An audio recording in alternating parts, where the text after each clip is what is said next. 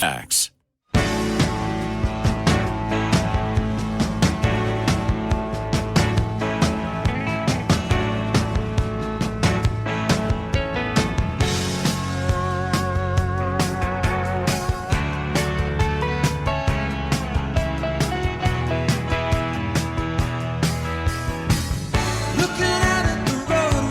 Well, hello, and welcome to the Wednesday edition, or as we're calling it this morning, the day after edition of the Todd Veinotte Show. I'm in for Todd this morning. I'm Dan Alstrand. Todd is off. He'll be back with us on Friday. Hope you had an opportunity to listen to Todd last night, and I'm not sure if it was the worst kept secret. I don't even know if secret's the right word, but the outcome of last night's election was pretty much being foretold by just about anybody that you would give a minute to listen to. But I don't think many are waking up this morning being surprised that the PCs led by Tim Houston won yesterday's vote quite resoundingly. What I think might have caught many off guard was how big a victory that it was right now, and not all the ballots are counted. They suspended voting last night at, I think it was 1:30 or 1:45, and are going to get back at it today in ridings that are still contested. But right now, it looks like the PCs have 42 seats. 42 of 55 seats went to the PC party last night. 9 to the NDP. They now are going to form the official opposition. The Liberals reduced to just 3, and some of those are in question, including the leader of the Liberal Party of Nova Scotia. That is Zach Churchill. He's leading in Yarmouth right now, but there's still a couple of polls outstanding, and that one's pretty close. But so we're unable to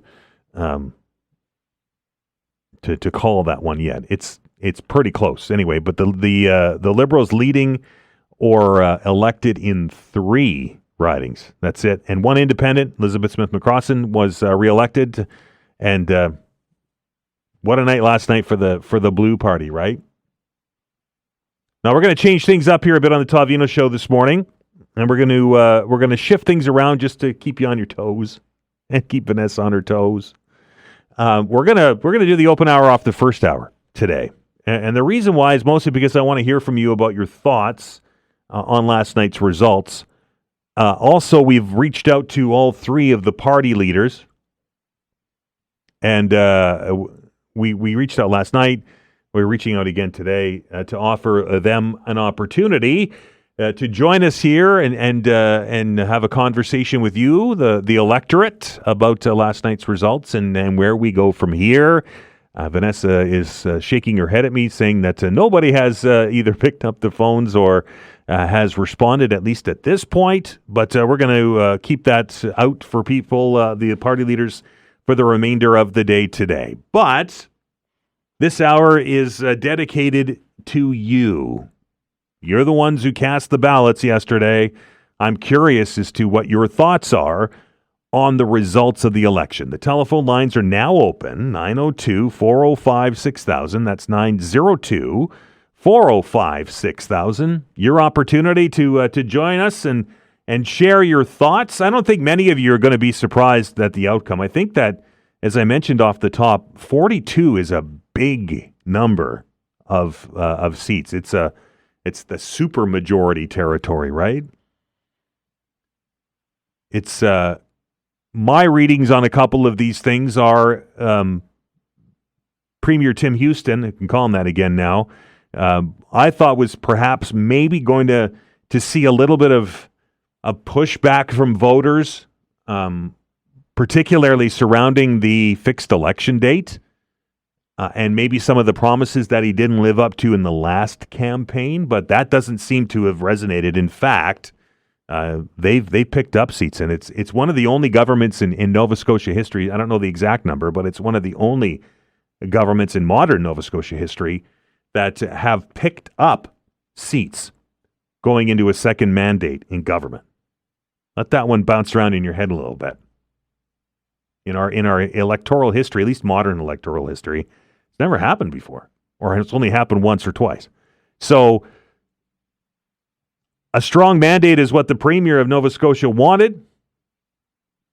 A strong mandate is what the Premier of Nova Scotia got last night. 902-405-6000. 902-405-6000 is the number. Vanessa's having some computer troubles today. I guess the computers worked late last night, so they're a little crotchety this morning. Again, 902-405-6000. I think this is Ryan. Is this Ryan? It is. How you doing today, Dan? Good. How are you? Good. Shocked. Well, no, I'm not shocked. I shouldn't say I'm shocked. I'm surprised and disappointed, but tired on that too. Yeah, it was a long night, right? A long night that was kind of over pretty early. Well, and that's just the thing. So the first point that I'll make is people wonder why, the general public is mistrusting of the media or of politics. So everything was postponed until 9 o'clock. Yep. That's when the voting was supposed to count. And it was not even 5 after 9 when it was called in favor of the Conservatives. So if counting is only supposed to start at 9, how are we calling the election 5 after 9? Well, there's an issue. There's the big networks, the CTVs and the CBCs of the world have really smart math people that study algorithms and all of these things, and there's a formula that they use, and that's how they did it. At least that's what they tell me. Because I was shocked. I was watching CTV, and it's like Todd Battis went from, okay, the results are coming in, we're going to pay attention, and breaking news, we're calling the election. Like, it was immediate. It was pretty early. I think I looked at my watch when they called, because I think the CTV was first, and when I think it was 2 minutes after 9. Yeah, it was literally as soon as they started talk about the results, he was calling it for the Conservative. Shocking. Yeah. So you said you weren't surprised. Were you surprised at how big a majority he won last night?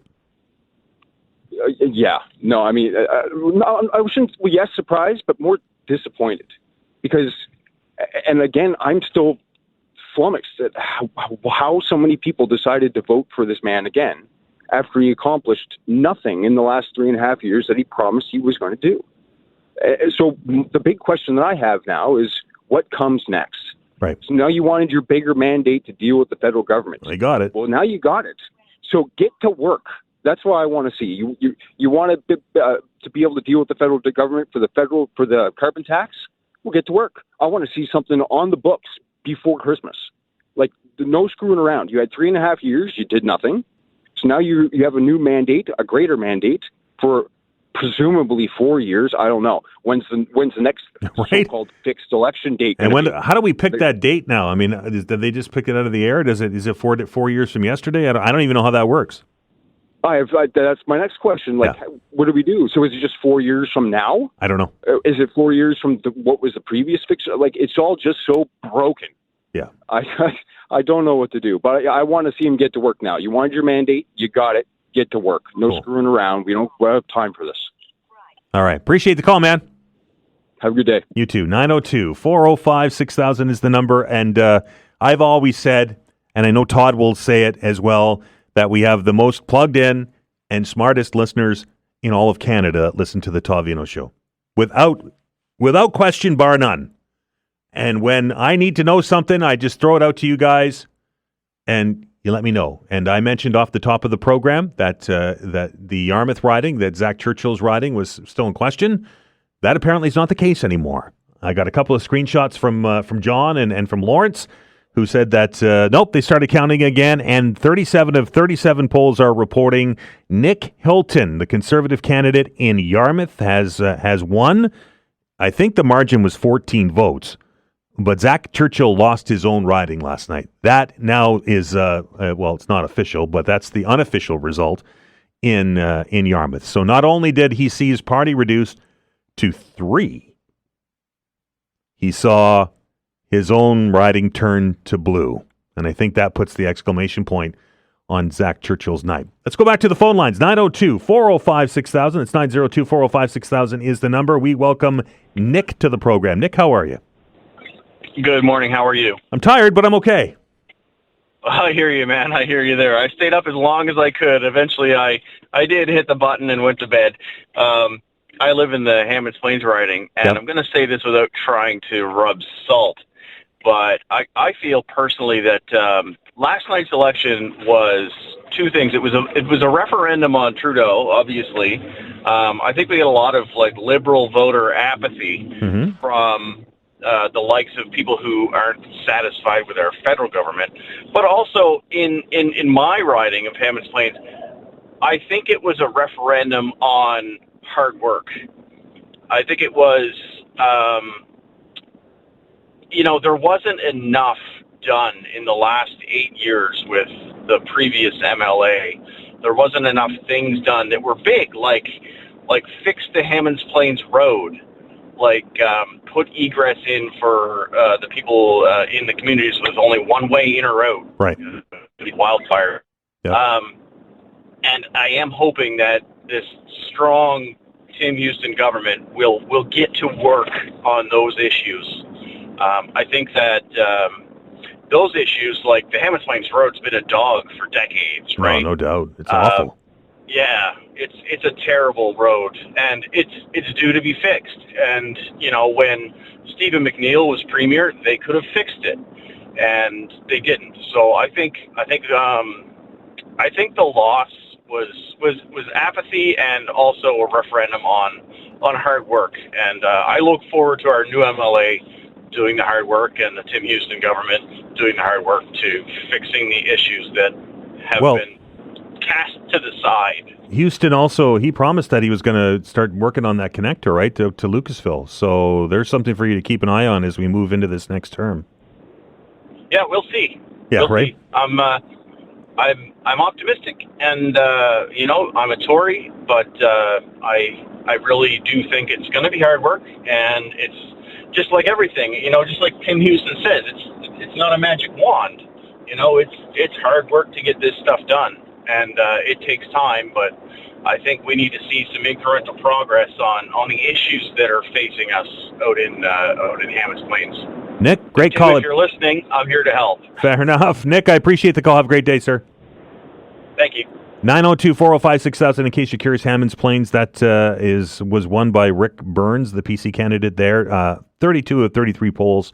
So they're still doing some paper ballots there, but he's got a pretty significant lead over second place and incumbent Ben Jessam, who is a Liberal, 68.91% to this point of voter percent turnout in that riding. It varies widely throughout each of the individual ridings from last night, and we won't know the exact number until all the ballots are counted, and we get that number from Elections Nova Scotia. We're going to stop and take another break. There's a few lines open if you want to get in. Your thoughts on last night's election. Open hour goes early, and we're looking forward to a vigorous conversation again today. You're listening to the Todd Veinotte Show. I'm Dan Ahlstrand. Back in minutes. Welcome back to the Todd Veinotte Show. I'm Dan Ahlstrand. The lines are open, 902-405-6000. We're doing the open hour a bit early today because I'm curious as to what your thoughts were when you saw the results from last night's election. Again, 902-405-6000. Let's get right to the phones, and we welcome Brian to the show. Brian, how are you? I'm good this morning, Dan. Thank you. I think we're in for an interesting next couple of years. Why do you say that? Well, we all know how the population of this province is not happy with the current monopoly at Nova Scotia Power and Emera. Mm-hmm. Well, now we've got a political party that basically has a majority that's so overwhelming that it's become a monopoly. They're going to go in now, do whatever the hell they please. John Lohr and the Education Department, Health Department, their housing is going to they're going to come in and just do whatever they want. Whatever municipality has any objections to anything that they have in mind is going to be swept aside like a feather on the breeze. They're going to come in heavy-handed, do whatever they feel like, and there's going to be no checks or balances. There's going to be no yin or yang. There's no balance at this time. You're also going to see, all these people that have now been elected with large salaries basically thumbing their noses, whether intentionally or unintentionally, at the populace, because you're also going to have probably the shortest sitting in the House that you've ever seen. They're going to walk in, do whatever they want, pick up their bags, and leave, and we are just going to have to take it. We saw it last time around, right? I think the last sitting was 10 days long. Yeah. Getting paid an exorbitant amount of salary, when you compare that to, the lowest common denominators of the population here in the province, the one percenters are running wild with their ability to create income, and the rest of us are being sucked dry, and there's very little we're going to be able to do anything about that for the next 4 years. Yes, I think this is a direct referendum, correlation, whatever, on what you see politically federally. People are very unhappy with Trudeau's government, and this is their easiest opportunity to, get back, thumb their nose at it, run the other direction. I don't know, but, Houston went in last time on a promise to do a lot with health care. I don't know how many people think we're a lot better in that department than we were going into the last term. And, he's called an election, even though he's the one that passed the legislation to have the fixed election dates. So, it's an easy short-term memory problem, I think, for a lot of people. But I think the pain that's going to come from this is going to be everlasting, because once they march in there and start erecting houses and apartments and whatever infrastructure they see fit in any neighborhood that they see fit to do so, once it's there, there's no getting rid of it. They're not going to tear it down if the next, election cycle brings in another group and they come to their senses and say, well, maybe that wasn't such a great idea to build that there because, reasons X, Y, Z with the local population, road infrastructure, whatever. Once they're built, you can't get rid of them. And we have a major infrastructure project that's still looming over us. Brian, we're losing you. I think maybe you drove into one of those infamous Nova Scotia dead zones. Anyway, appreciate the call, sir. I'm sorry that your phone kind of died out, and we'll have to keep an eye on those promises. 902-405-6000. That's 902-405-6000.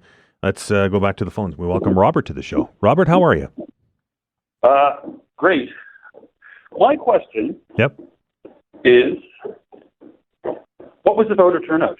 We don't have an exact number yet because they haven't counted all the ballots. So ballpark. Well, it varies by riding, and I'm seeing some as high as 67, 68. I'm seeing some as low as 53, 52, 51. 51 what? 51% of eligible voters. Oh, I think it was lower than that. Well, like I said, I'm just flipping around. They have per riding here so far, and like for instance in Hammonds Plains it was 68.91%. That's just the first one that I grabbed. That's interesting because I was trying to keep track last night as the numbers came up, and I stayed right until the end, and almost every one of them was decided. Yeah, and it looked more like around an average of 4,000 voters per riding. Well, I'm looking. I just grabbed real quick. I just grabbed Dartmouth East here, and they're at exactly 50%, 7,200 votes cast. So it varies, right? So there's only 14,000 voters in Dartmouth East. Yep. That seems low. Okay. Thank you. All right, man. Have a good one. 902-405-6000, and then as I grabbed Fairview Clayton Park. 15,000 eligible voters there, 6,000 turnout, so that one at 39.8%. So it's very dependent on where the riding is. Once we get all the polls done and they are able to say that all the ballots are counted, then we'll get the overall number. But I'm going to suggest it's going to be somewhere maybe in the 50s. But that's just an educated guess on my part. 902-405-6000. Let's go to Rob. Rob, how are you? Good morning, sir. How are you? Oh, I'm tired, but I'm okay. Well, you and I are the same. We work on the election up in Hammonds Plains. Yeah. What I'm hearing now from the last couple of callers, and I hate to put it blunt, but I call it like I see it. Sure. A bunch of babies who don't want change. You can't be the people that sit there and whine about this health care, this and this and the housing and that, and then watch progression take place and complain about it. I mean, Right. Mr. Churchill had his time to fix health care. It didn't happen. Mr. Houston's got to tear apart the mess that and the NDP and the Liberals made, which he's done. He started to do in his first term. In all honesty, it's probably going to take 8 to 12 years to fix health care. It's got to be done in baby steps. But when I hear all these people already whining about the change, you know what? I watched Mr. Burns in Hammonds Plains. This fellow put his own career on hold, not knowing if he was going to have a job or not, and he worked tirelessly. And he beat Mr. Jessup. But what I will say is this. Every candidate, it doesn't matter which party they were represented, worked hard, gave it their all, hoping to have a good outcome. So when people sit there and criticize people, maybe take a look at yourself in the mirror, because people put their lives on hold. The volunteers put their lives on hold. And you know what? This is what we call democracy. We're not in Russia. You know what? So we should be thankful that at least we're having change, and tell the people, you know what? Stop your whining and help with the change instead of complaining about it. Great points, Rob. Thank you, sir. Have a good day. 902-405-6000 is the number, 902-405-6000. I will never criticize anyone for taking the step of putting their name on a ballot. I don't care if it's for a city council, for a provincial election, for a federal election, for a board, for whatever. It is a massive commitment to run for a public office. It doesn't matter what political stripe you are, whatever. It is a massive, massive commitment. I was having a conversation with one of our panelists last night that has been in politics before, and is Jordy Morgan was in here last night, and has some insight on some of the workings of the PC party. And there were some candidates last night that were unsuccessful, that knocked on over 7,000 or 8,000 doors during this campaign. 28 days. That's a lot of time and a lot of effort, and to be quite honest, probably a lot of money. And I'll never disparage anybody for putting their name down on a ballot. I certainly, I don't think that I have the commitment enough to do it. I have no interest in politics, but those that do, I hold them in high regard regardless of whatever party they're in. Emil, how are you? I'm doing fine. Thank you for taking my call. What's the on name your is mind? Emil, by the way. Emil, sorry, what's on your mind?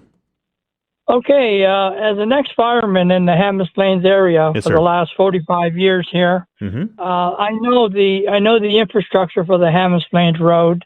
It carries about 2 or 3 accidents a week, simply because the businesses location don't have the emergency lane to turn into their businesses. Yeah. Now we have probably 50 businesses on the Hammonds Plains Road, and they're growing daily. In fact, we even got a new gas station coming up by the casino place. I went after Ben Jessup to do something about fixing the road, and I went to the New Democrats, and they said they promised to work with the province and the federal government to put the emergency lanes where the businesses are at, so that there'd be less accidents. You take each accident per day, you're looking between $30,000 and $100,000 in damages. You think someone would get the picture, Right? Makes sense. and I mean, putting this 113 highway, that's something we've been hearing for 30 years. Yeah, I know. I think, and I know when I had to put asphalt in front of my house, I had to take a loan to put the asphalt there. So what is the difference between the businesses paying a little more money to put that emergency lane to drive into their businesses? It really doesn't make sense. Emil, appreciate the call and appreciate your service. Thank you, sir. You're very welcome, sir. 902-405-6000. The open hour continues on the other side of the news. You're listening to the Todd Veinotte Show. I'm Dan Olstrand. We're back in minutes.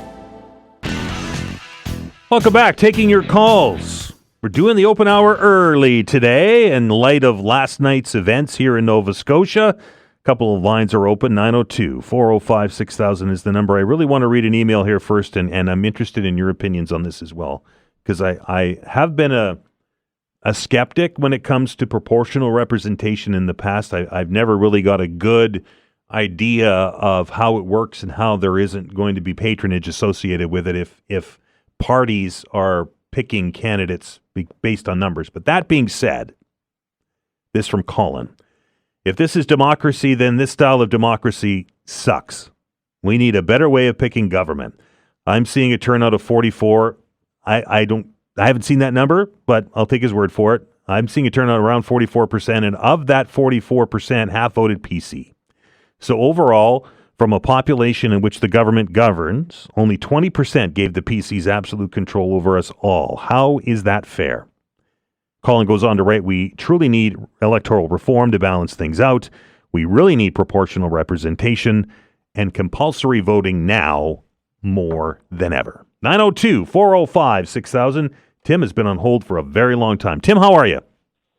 Morning, Dan. How are you? Thanks for doing this. All right. Just a couple of comments very quickly. I'd like to congratulate Claudia and the NDP for becoming the official opposition. I look forward to seeing how effective they are. As for Mr. Houston, I'm not sure respectfully if you can believe him, because if he lied to us or misrepresented himself as it relates to the fixed-term elections, once you lie once, I'm not sure going forward how much trust you can put into it. But that being said, he has absolutely no reason now not to improve or enhance the lives of Nova Scotians, and he can do it as quickly as he wants. Like many others have said, I look forward to seeing how effective he is. And come January, when Trump takes over, and hopefully I'm wrong, but that has the potential to certainly have an adverse impact on not just Nova Scotia, but Canadians in general.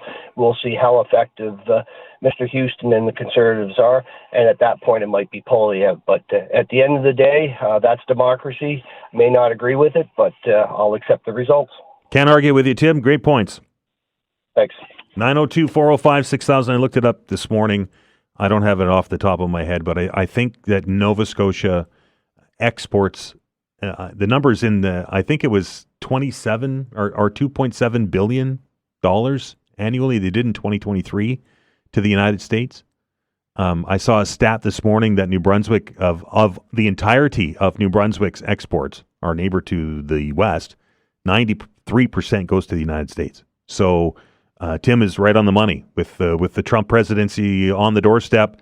There's going to be some significant outside challenges, I think, for Mr. Houston and for Premier Holt and for everybody else here I guess right across the country. And we know we had a vigorous discussion yesterday on the tariffs, and I know that there's a meeting today with the Prime Minister and the premiers, including ours, to see if they can come up with a Team Canada approach to try and talk Mr. Trump off the 25%. It was very interesting. I got lots of feedback yesterday from our conversation that we had on the Trump tariffs, the 25% on everything that we export, and almost to a person, everybody just kind of thinks that this is the way that he operates. This is the way that Donald Trump does business. It's the art of the deal. I still think it's bullying. I'm going to do this until you do what I want you to do. Well, what is that? Is that negotiation? Anyway, we'll leave it there. 902-405-6000. That's 902-405-6000. Let's welcome Tony to the program. Tony, how are you? I'm good. I stayed up late watching the election returns as well. I got just a couple of questions. Sure. One, is this issue of the premier-elect now moving the election date, is that all important? Is that going to change the health care? Is that going to change anything? No. And number two, here's my big question. Sure. How many Liberals had to walk across the aisle to vote for the PCs to get that kind of outcome, the outcome you have, which is what a super, what do they call it? Super majority, yep. Yeah, super majority. How many Liberals? And this province, I've been here 25 years, almost 30 years actually, and has been predominantly liberal. And the other thing, I'm mad at you now. Oh, me? Because, you just stated that the premier's got to be interested in what Trump is doing. That's a federal issue. He will have an input. 1 million people of the 40 million will get an input to a liberal who has not been very kind to us since the PCs have taken over the province, and that's the decision on how Trump is dealt with will be made at that level, not this level. There'll be an input, Tony, but no decision. You and I don't agree on everything, and I don't agree with you on this one. I think it's the Premier's responsibility to protect the $3 billion industry that we have in trade with the United States. Is it not?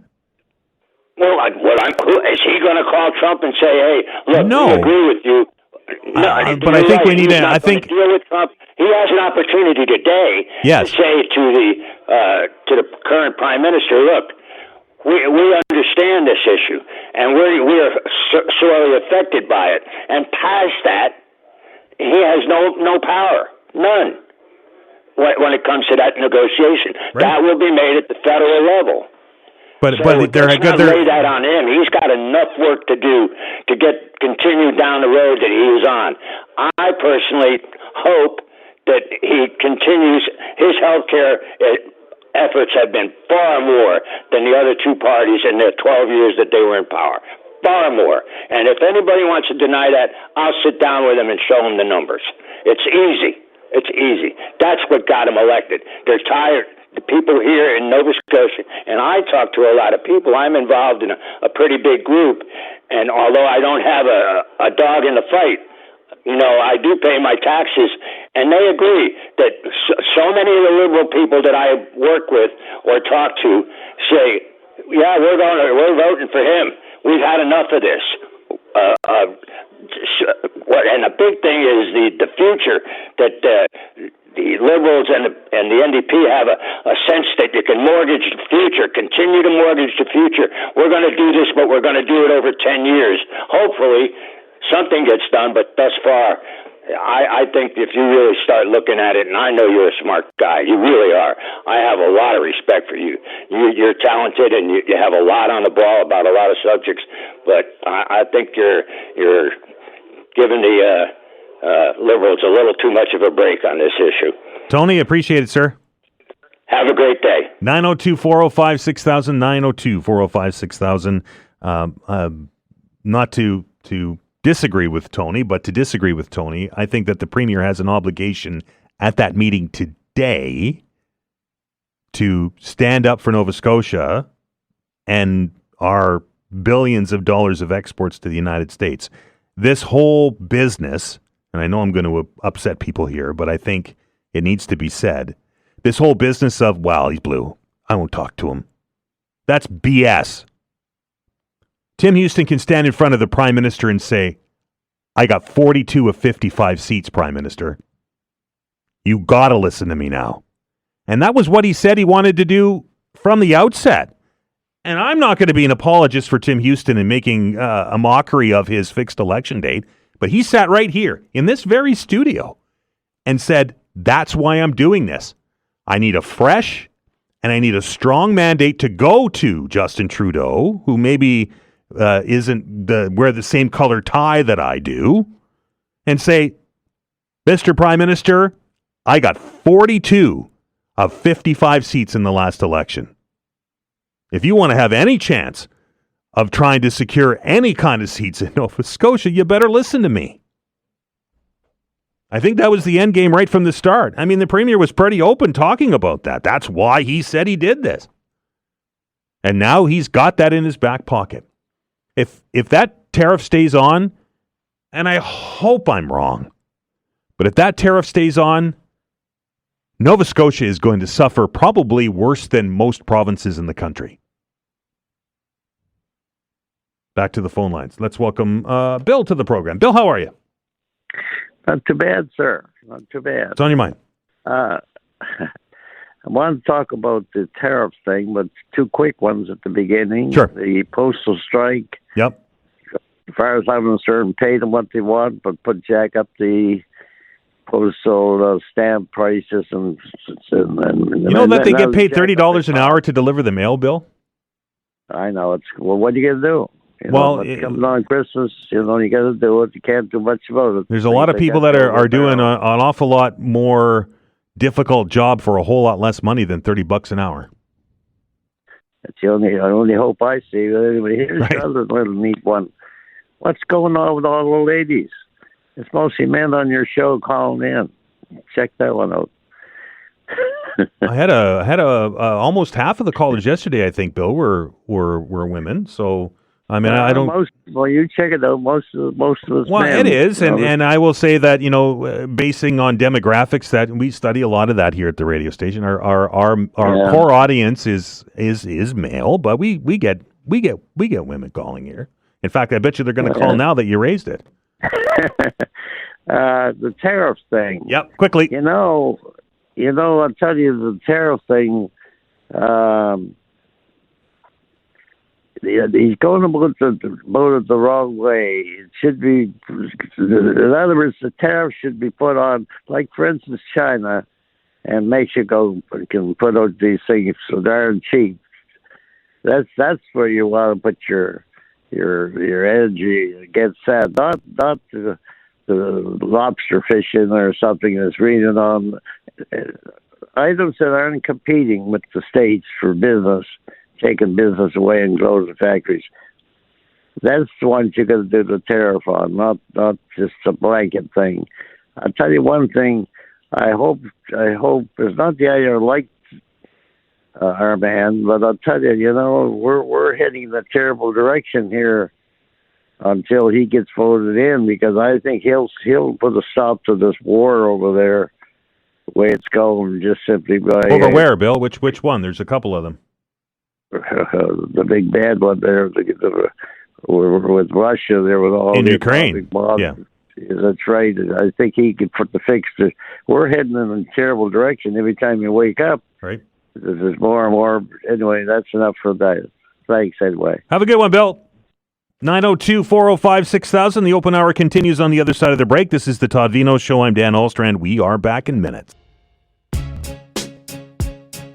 Welcome back to the Todd Veinotte Show. And before we go to the phone lines, I think I said off the top of the program, the reason why we moved the open hour to 10 o'clock today was to give you an opportunity to talk about last night's election. And I'm very glad that you're doing that. But we also had put out some requests last night and again today to the three main party leaders to give them an opportunity, a whole hour to aim at, to come on the show for a couple minutes just to tell us about their thoughts of the election last night and so on and so forth. And we have been unsuccessful in doing that. And in my, I hate to be cynical, but in my career, it's becomes the as we would call it in the military, the SOP, the standard operating procedure, right? When an election's called or just on the verge of an election, we all of a sudden, look, hey, the premier wants to come on the radio station, or hey, look, the opposition leader wants to sit down for an hour and talk to people. Okay, right? And and asking, and we put in requests, and they graciously grant their time and join us. But it seems almost immediately after the election's over that it becomes very difficult for us to try and get access to our elected officials. And I don't know why. Vanessa reached out today. And Vanessa, put your headphones on. So I'm not going to get yelled at if this goes sideways. You are. But you reached out to all three of the party leaders to come on the show today. Don't do this to me, Dan. Oh, well, hey, I tell everybody that Vanessa Van Den does all the hard work around here, and she really does. She is a superhero. And in fact, she's wearing a cape today. I am wearing a cape. It's a nice quilted cape. It's really cold in the studio. So you reached out to all of them and haven't heard back from a couple, but you did hear back from the premier. And what did they say they're coming on the show? Well, they said that they weren't available today, but they do plan on reaching out as soon. So that's the first election promise that I'm going to hold the premier to. And I know that Todd will as well. Vanessa's mad at me now. But anyway, it's very interesting that access tends to change when there's not an election on the horizon. Anyway, just some observations from the big chair. David, welcome to the program. Hello, sir. How are you? I'm good. What's on your mind? Well, two things. Just listen to your comment there, and kind of hard for. Maybe you should give it a couple of days because, and I'm not making an excuse for them, but one was humiliated.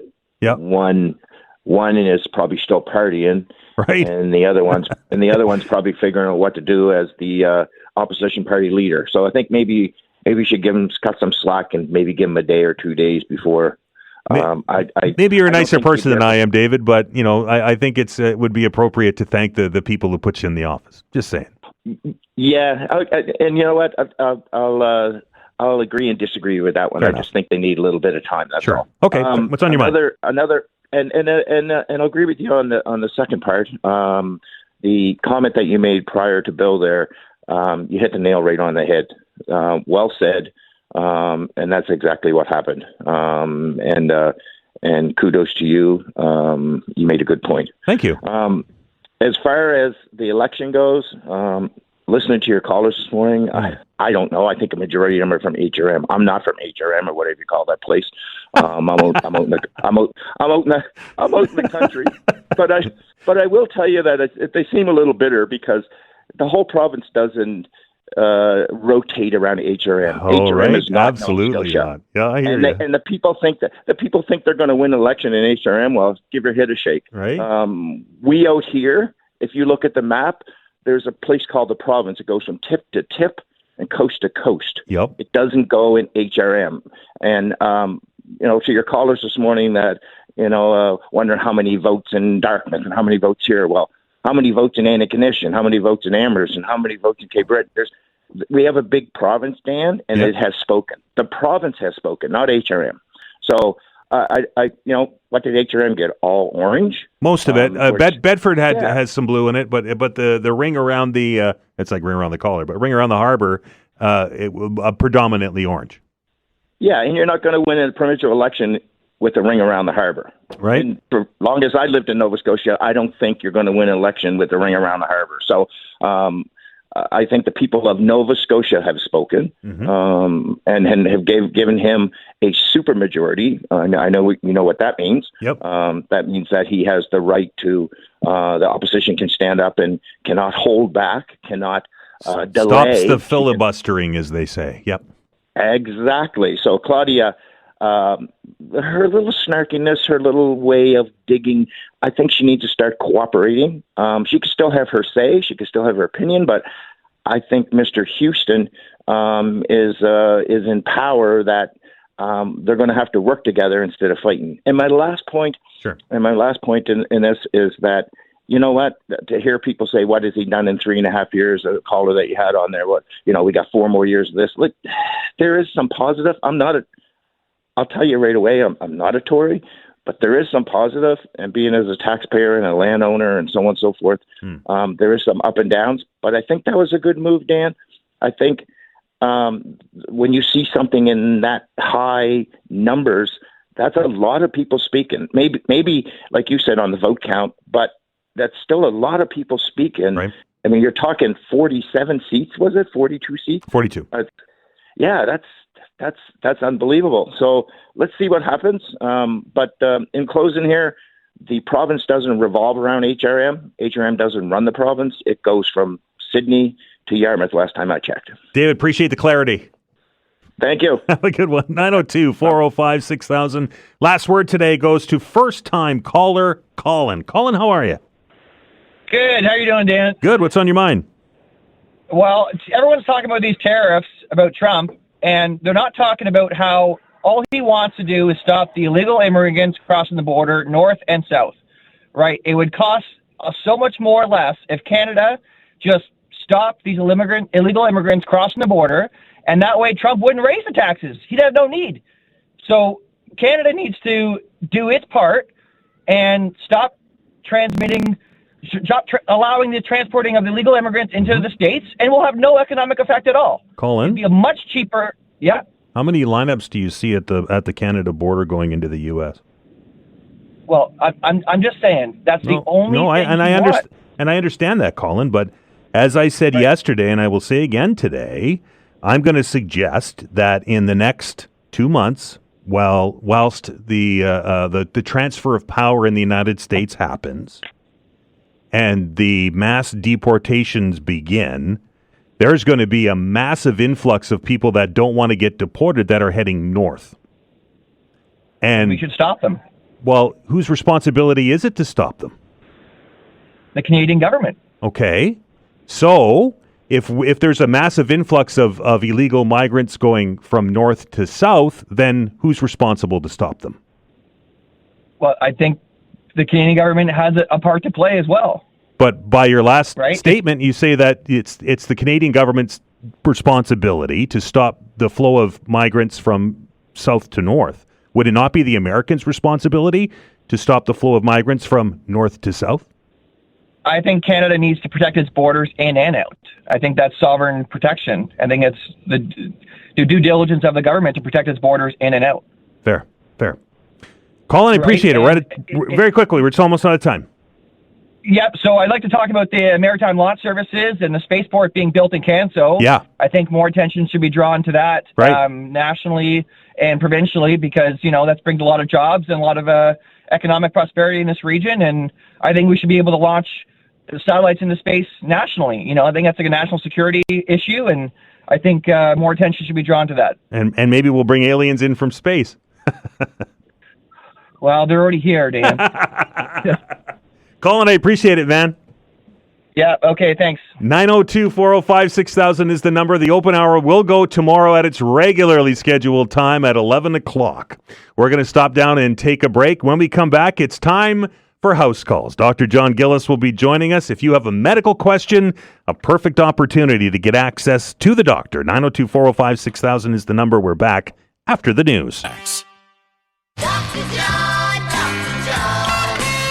you're my medicine man. Dr. John, you're my medicine man. I don't use no potion, I don't use no pill.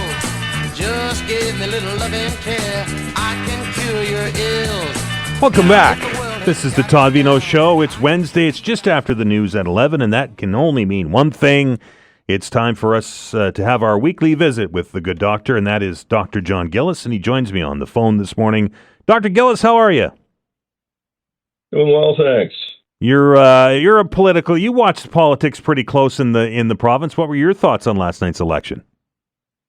Well, it was tough. It's no secret I'm a liberal, and we got our asses handed to us. So it was a tough night from that point of view.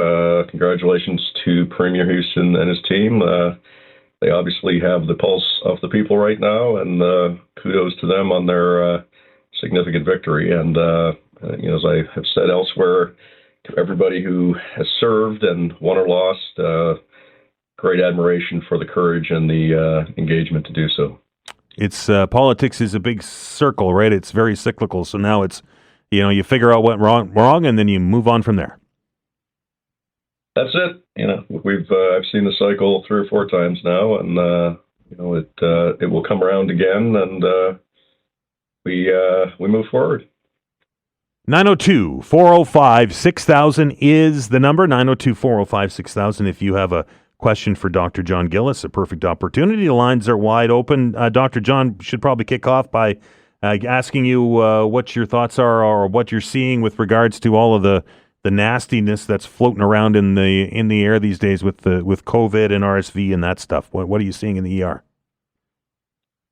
Yeah, it's just very busy. I mean, that hasn't changed much. As I've said before, instead of flagging people potentially COVID positive, we're flagging them viral respiratory infection positive, because there's so much floating around. COVID, adenovirus, RSV, influenza, you name it, it's rocking around. So, the same old things. If you're sick, stay home. If you have to go out, try not to cough on people. I mean, lessons learned from COVID and learned in the rest of the world years ago. If you do have to go out or you're in close quarters and you're coughing or sick, do everyone else a favor and wear a mask. Don't have to be a zealot about it all the time, but just simple things. And please get immunized against what you can get immunized against. It helps you. It helps people it helps people in your general environment from getting sick. I am noticing, just anecdotally, when I'm out grocery store or at the mall or whatever, I am noticing more masks on people, and I think that it's because that they're seeing a lot of people get sick. Yeah, that's right. And I think it's slowly trickling through that this makes sense. If wearing a regular mask doesn't protect you, but it prevents you from projectiling whatever you may have onto other people. And if more people do that, it lowers the disease burden. It's really that simple. And at work we wear masks ourselves. If I'm going in to see someone who is sick, I'll put on an N95, which protects me as well, just to try and prevent me from breathing in those particles. And we do go through spells where we have a lot of staff down with these things as well, and people sometimes forget about that. Right. It's hard to run the place when the staff are sick. Same thing happens here. It seems that one person walks in with it, and then we all got it. All right, moving on. We'll start the first from the emails, Dr. John. This one came in to me this morning from Evan. It's fairly lengthy, so I'll try to sort of paraphrase it. It says, my wife had an appointment for gallbladder surgery booked in January. However, the pain got bad. She went into the emergency at the QE2 last Thursday. They kept her in over the weekend and did a scope on Monday. Turns out she has a gallstone blockage. She's been in the hospital for 6 days without any food. They think the easiest they can do it, or the earliest they can do it, is December 18th, and they might send her home today. His question is, any health risks possibly involved with letting it go this long? And they were really hoping that it would have been over with, but it keeps being put onto the back burner. Any risks with keeping a gallstone blockage in for longer than it needs to be? Well, I mean, I think we have to trust the people that are doing this. It sort of depends where the blockage is, how big the stone is, and if it's causing backup and inflammation. When he says they're going to do it, I don't know if it means taking out the gallbladder or it means, going up there and taking out the stone. There's a procedure called a ERCP, which, let me see if I can remember how to say it. Endoscopic retrograde cholangiopancreatography. There, say that 10 times fast. Wow, there's a test for the day. Yeah, they may be, and I remember that because I worked with a gastroenterologist when I was in med school on a project on that, so that word is permanently burned into my head. But anyway, there's risk in waiting for anything, but presumably the people that are looking at this situation, they may have a reason to wait. They may want to settle down inflammation. They may want to make sure everything else is teed up. It depends on other health factors. It's a hard question to answer. So, I think it's a reasonable question to ask people. Why are we waiting that long? Right. Ask the people in the hospital. Why are we waiting? Is it because there's no OR available? That seems unusual. That we're talking 3 weeks out if it's urgent, or is there another reason? And I think that question is best asked to the people that are providing the care, so that all the factors are considered. 902-405-6000 is the number. 902-405-6000. Another email question before we get to the phones. This one comes from Irene. Says, I'm 47. I've been diagnosed with type 2 diabetes. I'm currently on Ozempic, but my question is about dementia. She says that she's read that there may be a link between diabetes and dementia, particularly if you're diagnosed before 50. Have you heard that, Dr. John? There is some data that if you have type 2 diabetes, you have an increased risk. I'm not sure what that's about. And again, something I haven't looked at in a while. Is it related to broader health risks? Given that you're diabetic, diabetes can cause other problems. People with type 2 diabetes often have pre-existing problems. One of the causes of becoming a type 2 diabetic is insulin resistance from being overweight or having other health problems. So I'm not sure off the top of my head what the correlation is, but yes, I mean, the answer is, statistically, people with type 2 diabetes have a higher risk. The solution to that is to eat healthy, lose weight, and sometimes people who are type 2, by losing weight and exercising, can bring their sugars back to normal. It varies, but there is a correlation. 902-405-6000 is the number. That's 902-405-6000. Bonnie's on the line. We're going to take a break, and she can ask her question when we come back. You're listening to House Calls. I'm Dan Alstrand. He's Dr. John Gillis, and we're back in minutes.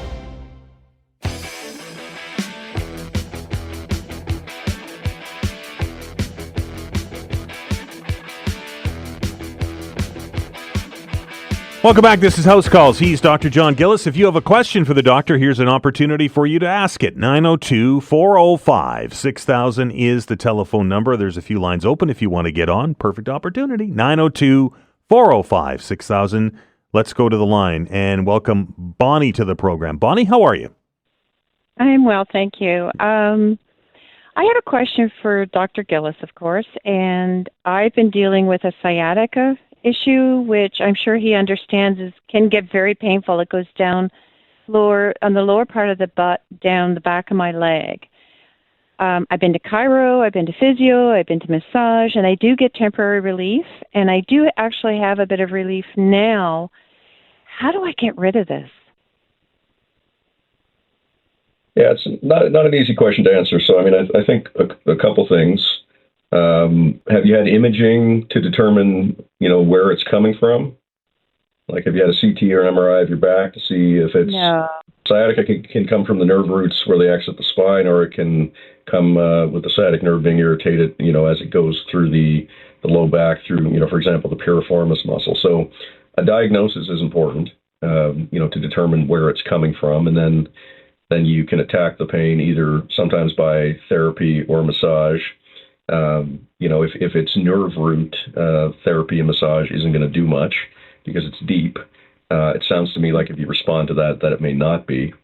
And then we look at core strengthening, and then we look at, medications or in some cases injections to help get rid of the pain. And all of those things can help. It just really depends on the root cause, and how you're doing overall. I mean, some people, core strengthening by stabilizing their spine is enough. Sometimes exercise, just isn't tolerable given the amount of pain. So I think you probably need to get a little more specific on a diagnosis as to where it's coming from, and then try to come up with a more comprehensive plan around therapy, medications, exercise, and, as a last resort, perhaps injections, although it doesn't sound like it's that bad for you right now. No, I don't. Yeah, I'm not interested in getting injections. I'm familiar with a lot of this. I'm very active, and I do run, I swim, I bike, I do all kinds of activities, and it's really affected my running. That's where I'm getting it the worst right now. So, the thoughts of going in for imaging and things of that nature, I can't imagine how long that would take. So I'm looking. Yeah, the for other piece to it, I mean, there may be something with the way you're running. I mean, if that's important to you, which sounds like it is, having a running or a gait analysis to determine if there's something in the way you're running, your posture, the way you're striking your shoes, that can have an impact. Sometimes it's little things. I mean, I've never really had back problems, but I used to have terrible Achilles problems. And it was from wearing flat rugby cleats, and I started wearing little inserts to change the angle on my heel, try to buy a cleat that's not quite as flat, and the problem went away. But it was a mechanical thing. It was, it was the way I was running, the way I was walking, and by adjusting that a little bit, the problem went away. Bonnie, appreciate the call. Best of luck, okay? 902-405-6000. That's 902-405-6000 is the number. We'll welcome Bill to the program. Bill, how are you? Well, I've got to go in today to see my doctor. I just got done getting a CAT scan. I shouldn't just got done. I waited 4 months, and then it was another 6 months. Anyway, got the results, whatever that is. It must be something not good, or they wouldn't be letting me come in. But anyway, bottom line is I had cancer in my prostate. They took it out. And then it went to my back. I don't know where. But I had this CAT scan. And I'm just wondering, I also asked the lady when they're doing it, I said, do you have a lower scan, pelvic? And I'm pretty sure she said she did have. So I'm just wondering which one would show up for cancer, the lower one, or is there a lower pelvic CAT scan? Yeah, you can scan whatever you like. It's really a question of what they ordered.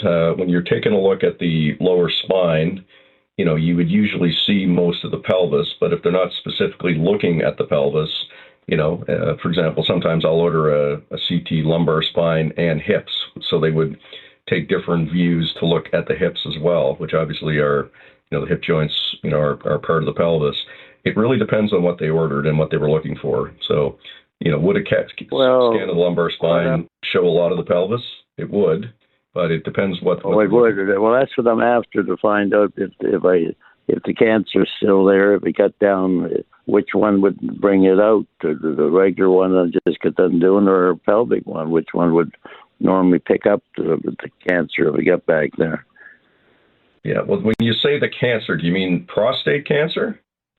Yeah, they took out my prostate and it went to my back. And the 7 years I've been taking this big needle there, cutting out my testosterone. So it's kept it When at you say it went to your back, do you mean it went into the bones of your back? I don't know. That's what I'm trying to determine, whether this pelvic one will show or whether the one I've just done, the CAT scan, regular one. Well, you said it went into your back, so it was previously diagnosed as being in your back? Somewhere in the back. I never did figure that out 7 years ago. Yeah, so, the answer to your question is the scan would likely show if something was in the bones, but if they're only looking for bones, it's not going to show necessarily cancer other places.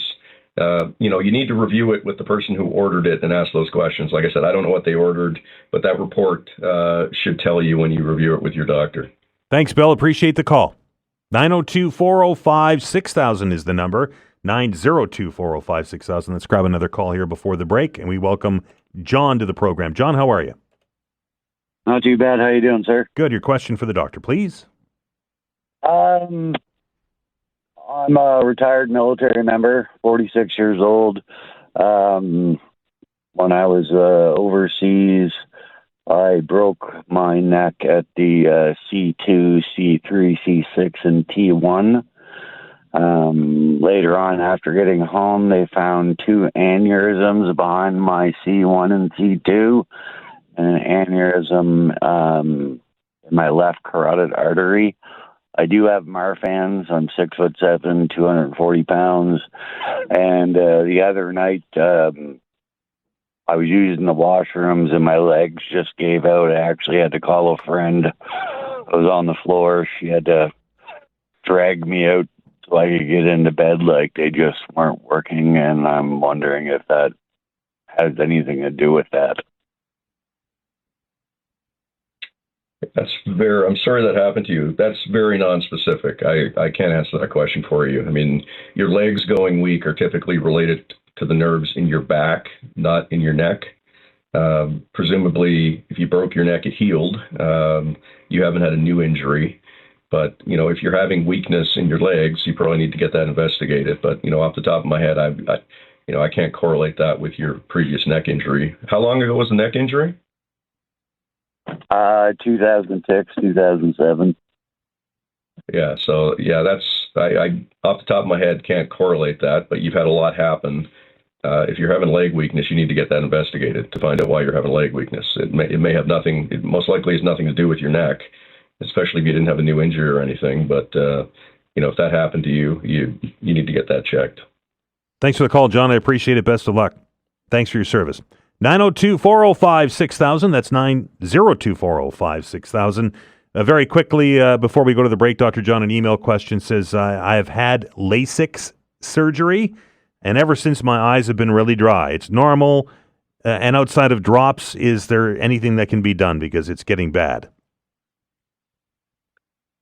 Yeah, no, this happens with LASIK. I had LASIK 15 years ago, and I've been remarkably lucky. I still have 20/15 vision, and I have never had any dryness or light issues, but I've seen a lot of people who have had.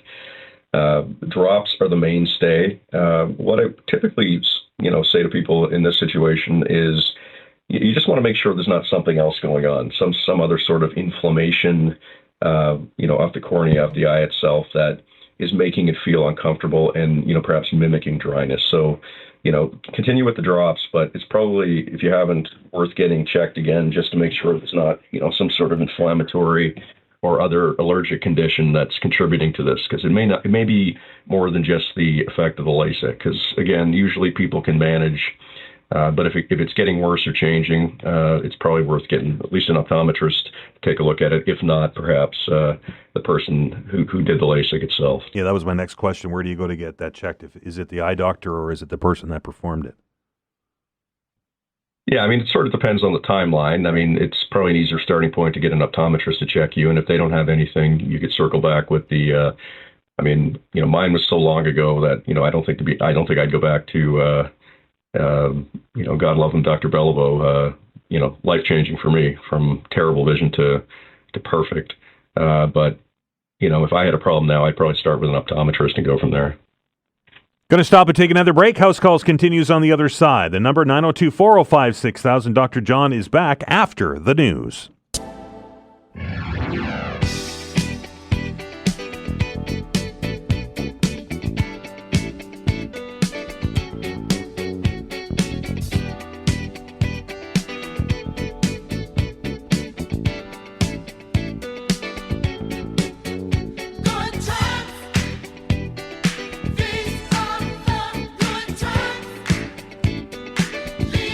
You can talk all you want, Dan, but until you turn the actual button on, it doesn't go on the radio. See, Vanessa, I keep telling you, is the most powerful person in this entire operation, because she controls the board, and she can turn off the microphones whenever she wants to. And if I don't turn them on, and I'm sitting here having just a brilliant conversation with myself. 902-405-6000. The House Calls continues. If you have a medical-related question, great opportunity to get an opinion from our doctor, John Gillis, who'll be here for the next 30 minutes. Again, the number is 902-405-6000. We'll begin on the phone with Marilyn. Marilyn, how are you? Oh, fine, thank you. Your question, please. Okay, well, I had a sprain the first part of August, and I'm left with the feeling of heat around my ankle, and then that will change, and it almost becomes like a burning pain, and then I probably at that time will ice it, and it seems to lessen it.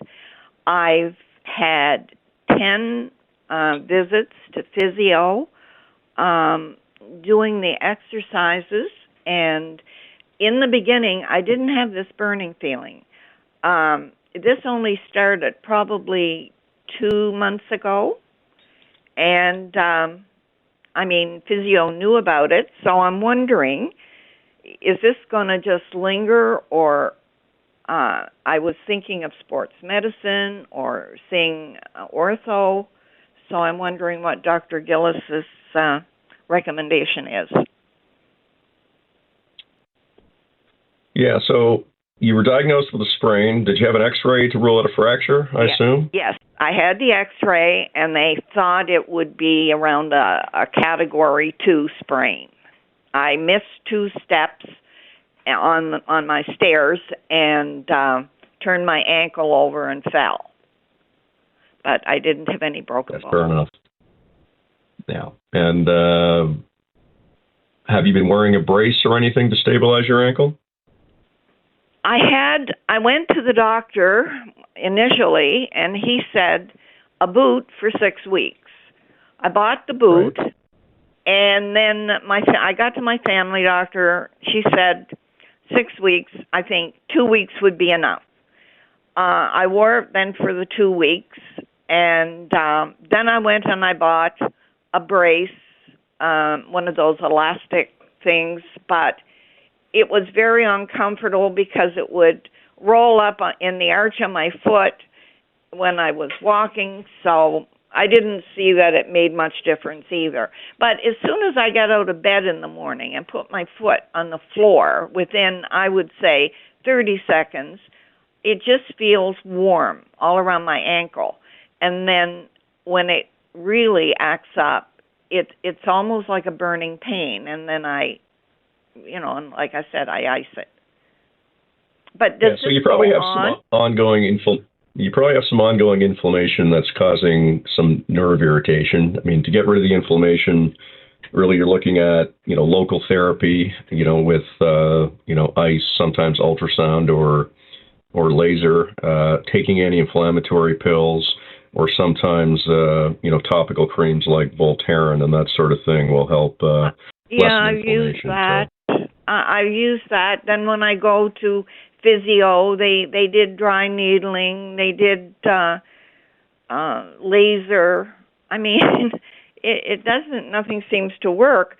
But sports medicine then would not, help in this, or Is it an Well, option? it might. It depends what you think sports medicine are going to do for you. I mean, and orthopedic surgeons operate on things. It's very rare that somebody would operate on a sprained ankle. Sometimes there's an indication for a cortisone shot in the area. I don't inject a lot of ankles. I'll do it once in a while. It usually doesn't help, and it's painful. Trying to determine what the actual problem is one thing, and a sports med doc might help with that. But, in the meantime, what have you exhausted all treatment options? And, you've tried some creams. If you're icing regularly, have you tried oral anti-inflammatories? Have you tried naproxen, Celebrex, or any of these guys? Well, no, because they play havoc with my stomach. So then I don't. I took them initially for a few days, but I didn't want my stomach to act up. So I don't think it's unreasonable to go see a sports med doc, but as long as you understand, what that might entail. There's not necessarily any magic there other than, maybe a more specific diagnosis as to where the problem is and, perhaps a consideration of a cortisone shot. It sounds like you've done all the other things and, hopefully time will help settle it down. One thing I will add, though, with ankles, one of the problems with ankles is after you sprain an ankle, the ankle's wobbly. The brain doesn't, necessarily reset the foot the way it should because the fibers that tell us where the foot's supposed to be get stretched. So sometimes you're getting ongoing aggravation even though you don't realize it. So sometimes wearing a brace just to maintain your stability will help things settle down if you can find something that's comfortable, which, you said you had trouble doing, but there are many different types out there. Best of luck, Marilyn. I appreciate the call. 902-405-6000 is the number. 902-405-6000. I had a sprained ankle. It was with me for almost 6 or 8 months and eventually got better, but it took a long, long time. Yeah, they can be worse than breaks, depending. I had a bad one in high school. I tripped and I was actually in a cast. And then you lose all your muscle mass, and it's great fun. Very quickly, before we go to our next break, Dr. John, an email question comes to us from Sam. Sam says, I'm a 53-year-old woman. I've been experiencing hot flashes and other menopause symptoms. I have an appointment with my doctor in the new year, but I'm curious about hormonal replacement therapies and which one may be the best for me.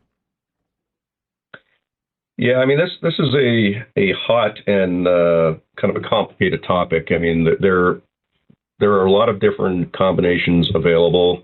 There are traditional pharmaceuticals, bioidentical hormones.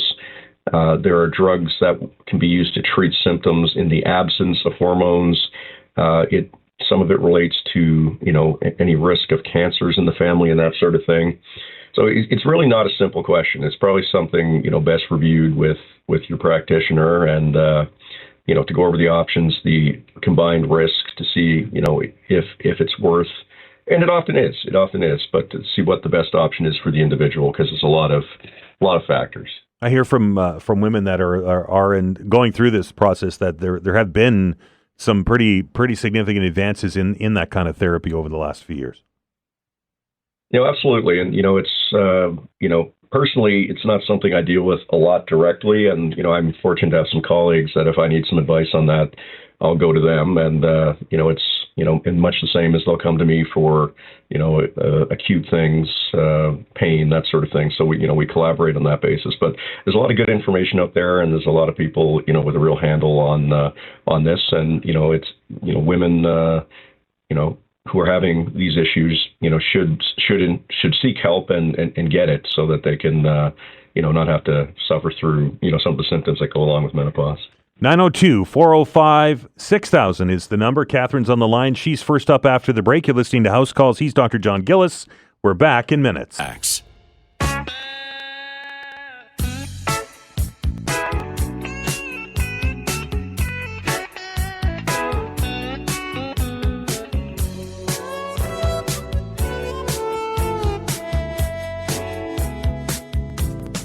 Welcome back. This is House Calls. He's Dr. John Gillis. If you have a medical-related question, we've got a few minutes left here before the top of the clock, and the doctor goes off and about his business. 902-405-6000 is the number. 902-405-6000. Let us welcome Catherine to the program. Catherine, how are you? I'm good, thank you. Your question, please. My question is, well, I'm on a statin for high cholesterol, off and on for years, but I'm always getting mixed things about high cholesterol. Okay, fine, but it does cause or is a cause of dementia in some people. And since I'm 63, but my brother and my sister are both 70 and 71, and they both have been diagnosed with dementia recently.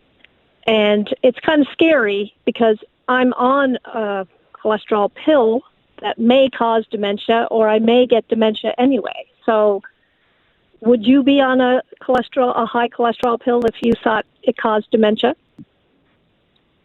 Well, that's interesting. Most of the data show that it actually lowers the risk of dementia if you're on long-term therapy, presumably by reducing, the buildup of cholesterol in, arteries around the body and reducing inflammation. This if you put that on the internet, it'll pull that up. There's quite a few studies that have looked at that. Using it to treat, just putting people late in life on statins doesn't seem to help. But, people that are on long-term therapy seem to have lower risk of Alzheimer's disease in the long term. Now, there also, if you look around, there's some stuff that says that some people who start on them can have short-term memory loss and confusions when they start it. That seems to resolve if you stop the medication. It's more or less a side effect. So the summary of that is, for the most part, for most people that are on long-term statins, it actually lowers your risk of dementia. Really? Because everything that's on any podcast you look at is always saying that cholesterol, we need cholesterol in our brains our brains use cholesterol. So they do, and statins don't eliminate cholesterol. They just bring it into what we consider to be a normal level. Okay. So what do you, if my cholesterol went from an 8.9 down to a 4.3, so is a 4.3 okay? Yeah. Yeah, that's normal. 8.9 would be the highest level I've ever seen in my career. So well, my doctor was a little concerned about that, but I'm just thinking, did I eat a chocolate bar before I went there? But because I've never had it that bar wouldn't do that. Before. No, but I never had it that high before. So I was just thinking maybe it was something going on there. But it is in the family, high cholesterol. So it's dementia. So I'm trying to figure out, do I want to die of a heart attack or do I want to be living with dementia? Yeah, I don't think your statin is going to cause dementia. If anything, I think it's going to help prevent it. That's what the data say. Don't listen to Joe Rogan. Catherine, I appreciate it. Best of luck. 902-405-6000. 902-405-6000 is the number. Let's get another call in here if we can, and welcome Mike to the program. Mike, how are you? I'm well, and good morning to you guys. Dr. Gillis, I'm a big fan. My daughter plays for the U10 Tars, so I've seen you around a few times. My question today is, I've recently had a laminectomy after being diagnosed with spinal stenosis. The surgery went well, except for complications afterwards with an infection, but that's a different story.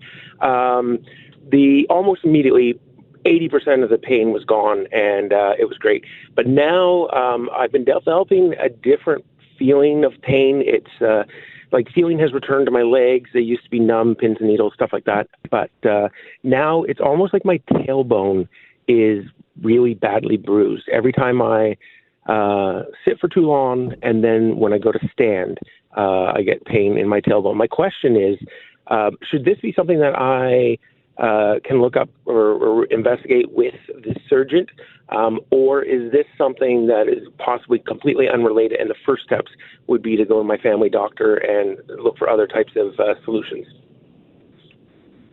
Yeah, so, I guess what comes to a laminectomy, for those out there, is when a piece of bone in the spine is sort of shaved off or removed, one that might be pressing on a nerve and often causing the pain, which sounds like it was.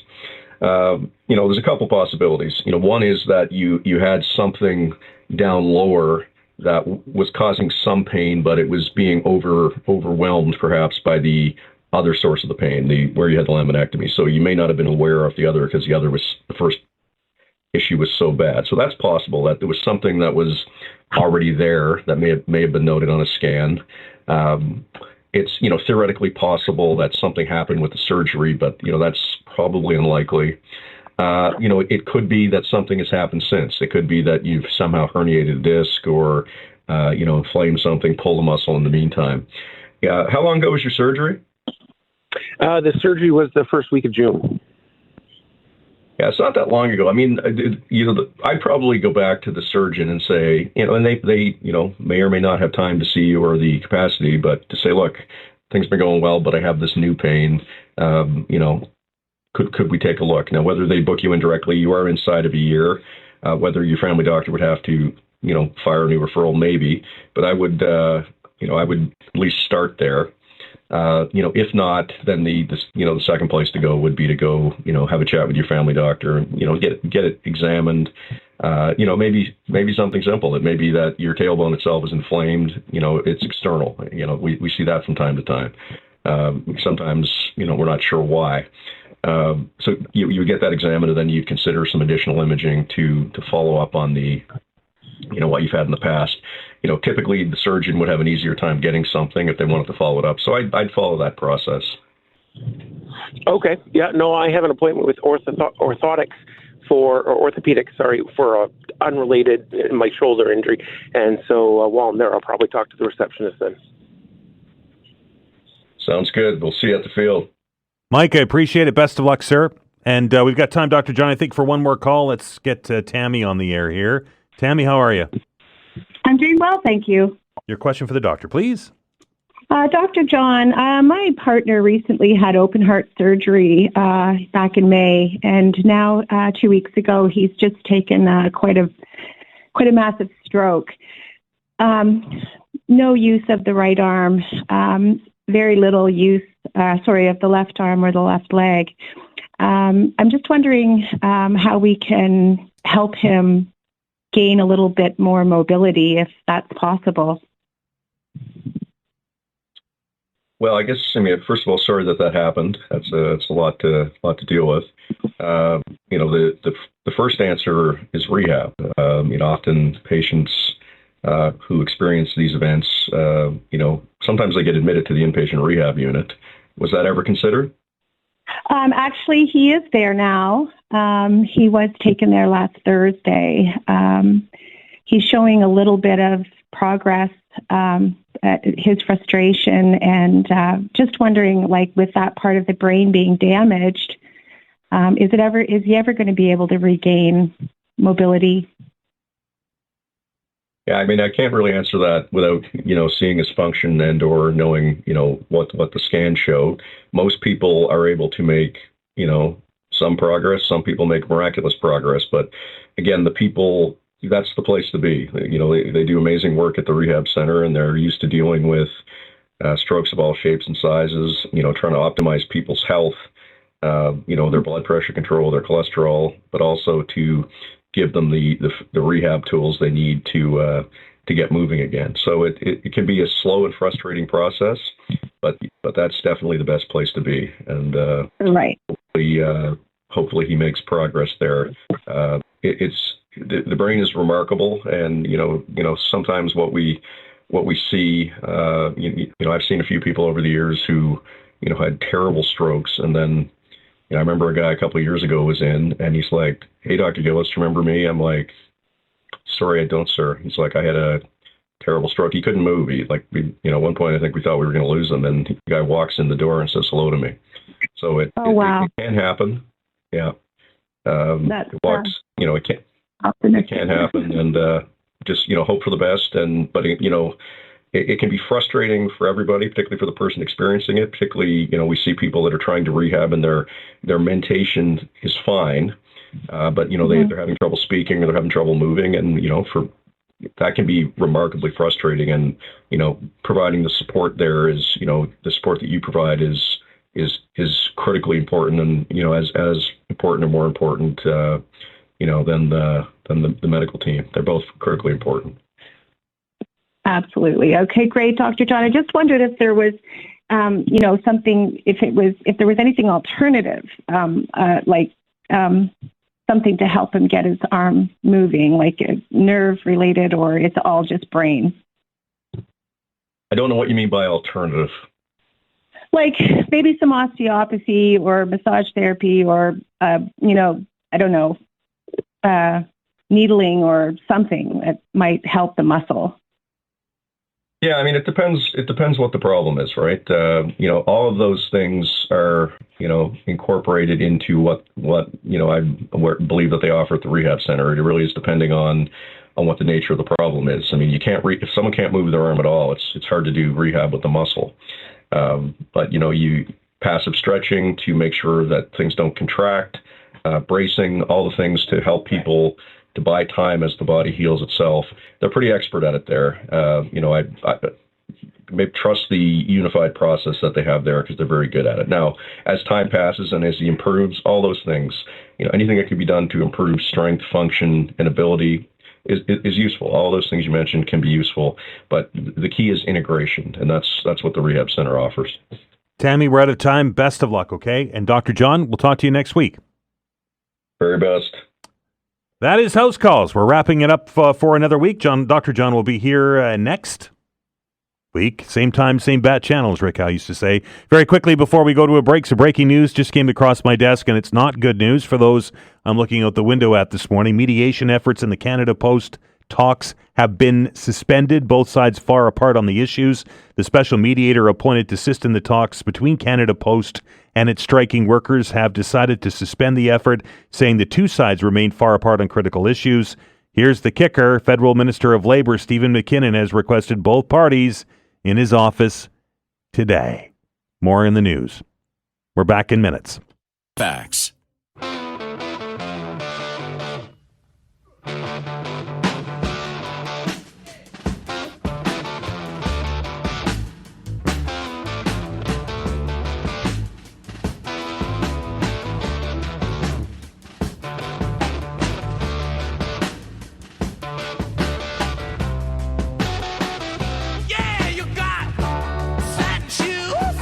Not one of the greatest riffs. I know it's not the most recognizable Rolling Stones riff because that would be obviously Satisfaction. But that one just, if that doesn't get the blood going on a day after the election, I don't know what does.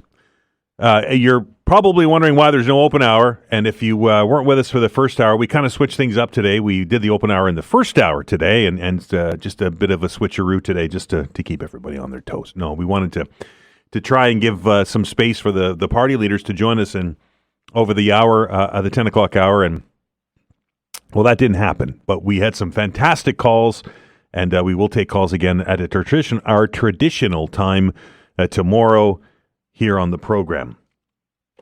Our next guest, I'm sure, was up to the wee hours like many of us here at the radio station were, watching these results come in last night, and that is our good friend from Cape Breton University, Tom Urbaniak. Tom, how are you? Very good, Dan. Yes, I was up late. It was well past midnight. Still watching Yarmouth, for example, to see if any more polls would come in.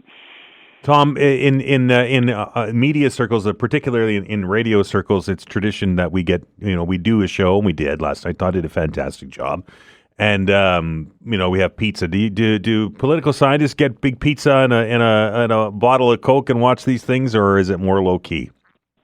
I think it is more low key, actually, and although all political scientists are interested in all elections, we do have sort of our subdisciplines. Right. We'll often have several subdisciplines, so not all of my colleagues will be specifically focused in a detailed way on the Nova Scotia election. Right, although, of course, it will generate interest for them. It certainly will, and I think I said off the top of the program today, Tom, that I don't think this was a huge surprise to everybody who won last night, but I think what may have caught some off guard is just the size of the victory for Tim Houston and the PCs last night. That is one of the headlines, absolutely. Crossing the 50% of the popular vote bar, which seldom happens. It's been 40 years, if I'm not mistaken, since it has happened in Nova Scotia, especially when you have the three-party system. And that defies gravity because incumbent governments across the democratic world have either been losing or losing support. The collapse of the Nova Scotia Liberals is, of course, another headline. They will be in the wilderness for a while. It will be a tough rebuilding for them. Zach Churchill magnanimously took responsibility for all of it, but I think the political historians and analysts will conclude that it wasn't entirely his fault. And the NDP seems to have some momentum. Claudia Chandra was buoyant, but there's a lot of work to do there too, because the party, the NDP, wisely was very strategic in where it concentrated its resources and the leader's time, which was in HRM and a little bit in CBRM. But now it has 4 years to prove it can be truly a provincial party and to make inroads in rural Nova Scotia. It will be playing to win in the next election. The strategy laid out, and the Premier sat in the chair right in front of me before he called the election and said the reason why he would need one was to get a stronger mandate in negotiations with the federal government. He has that now. Does this size of a victory, a 43 seats victory, does that improve his standing with the Prime Minister? It won't markedly, it won't significantly improve his negotiating power, but it will cause a little bit of a tremor in Ottawa among the federal Liberals. This is yet another sign of the unpopularity of Justin Trudeau. A provincial election is it's never directly about the Prime Minister, but Tim Houston made it partly about the Prime Minister. And the fact that he did as well as he did is going to catch the notice of federal Liberals from across the country. So they had the spectacular by-election loss in the safe Liberal seat of Toronto-St. Paul's, then in the safe Liberal seat in Montreal's La Salle-et-Mar, and now this. Another sign. It's very late now for Justin Trudeau to be pushed out from the leadership of the Liberals, but a sense of resignation is growing deeper among his ranks in his caucus. Wasn't that long ago where Atlantic Canada was solid red. A great bastion for the Liberals, yeah. I don't think that's going to happen again. No. That being said, normally we when we perceive that politicians haven't lived up to promises that they make during a campaign when they're elected, and perhaps, well, not even perhaps, in this case, actually go back on their word on the fixed election date. We normally punish candidates, but that just didn't happen here. Yeah, so Tim Houston had a very interesting and well-developed strategy. He sought to essentially win an election by default. So that's why we had a very short election campaign. That's why we have an election campaign. We had an election campaign overlapping with other events that had gripped our attention, including the U.S. election. We had that slow period over the Remembrance Day long weekend. So that didn't give the Liberals and the NDP time to build the profile of their leaders or to really crystallize the issues on which they wanted this election campaign to be waged.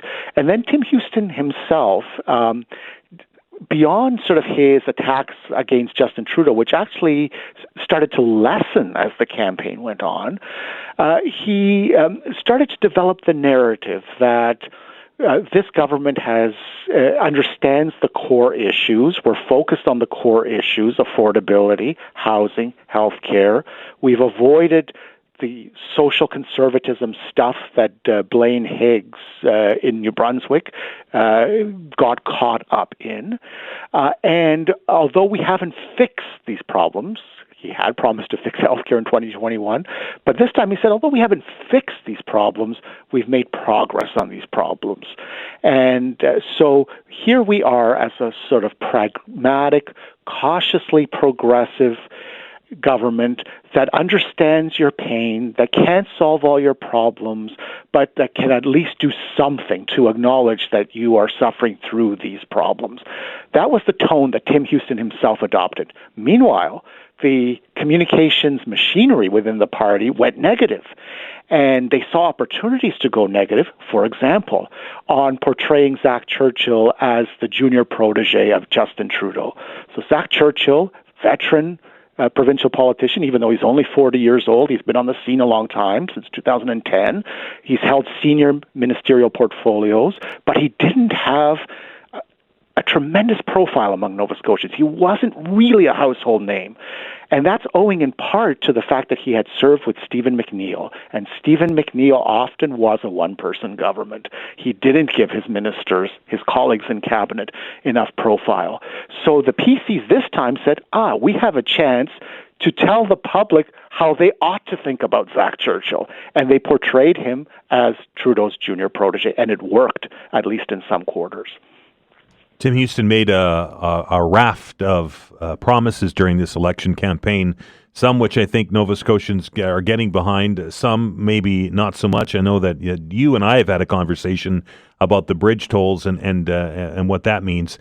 Now that the election's over and he's got this so-called supermajority, how difficult is it going to be for the Premier to deliver those promises? So the concrete promises that he made, like reducing the HST, like eliminating the bridge tolls, I predict he will go forward and make those changes, even though it will cost the public treasury quite significantly. How will he use the supermajority? You raised that, and that's going to be an important question now. If I were his advisor, I would say, don't use the supermajority, because the supermajority is really an instrument that's found in the rules and procedures of the House of Assembly. I think it's like Section 85. And it talks about how having two-thirds of the vote can allow you to suspend the rules or to change the rules unilaterally. And I would just say, don't do it. Give the opposition their time to speak. Give the opposition their seats on committees. Because part of why Nova Scotians, or those Nova Scotians who bothered to vote, supported this PC government in significant numbers was the sense that they are sort of pragmatic, kind of more or less interested in fair play, cautiously progressive, hanging around the middle of the political spectrum. And as soon as something starts to have the whiff of hyper-partisanship, he's going to start turning off some of his own supporters. That's why, for example, he's distanced himself from Pierre Poilievre, the highly partisan attack dog that Pierre Poilievre is, whether you like him or not. So Tim Houston has adopted a very different style, but he does have a bit of a partisan itch, and you'll have to resist that with his supermajority. It's going to be an interesting 4 years if we make it to 4 years, right? Right.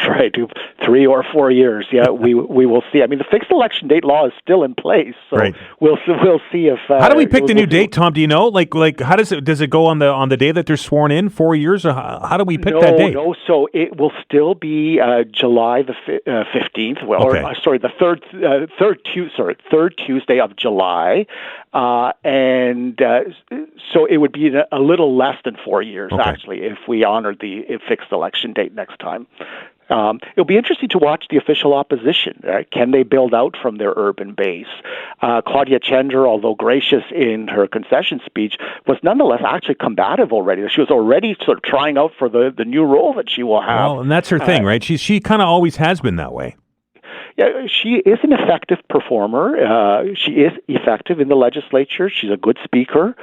Most Nova Scotians don't really pay attention to the legislature, but they did get to know Claudia Chandler a little bit in the television debates. So she will leverage that. She will leverage the goodwill that she developed. But there's still there's still a lot of growth that would have to happen for the NDP. And when I last checked, just before I went to class this morning, the NDP, I think, was still actually behind the Liberals in the popular vote. But of course, their vote was much more efficient, and they concentrated on the ridings that they thought they could win, and that's where the leader spent her time.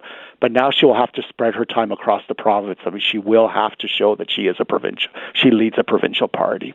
Tom, we're out of time. I appreciate yours. Thank you so much, Dan. Have a good day. Tom Urbaniak is a political scientist at Cape Breton University. When we come back, we're going to dig into Trump's tariffs with Concordia University's Moshe Lander. You're listening to The Todd Veinotte Show. I'm Dan Ahlstrand. Back in minutes.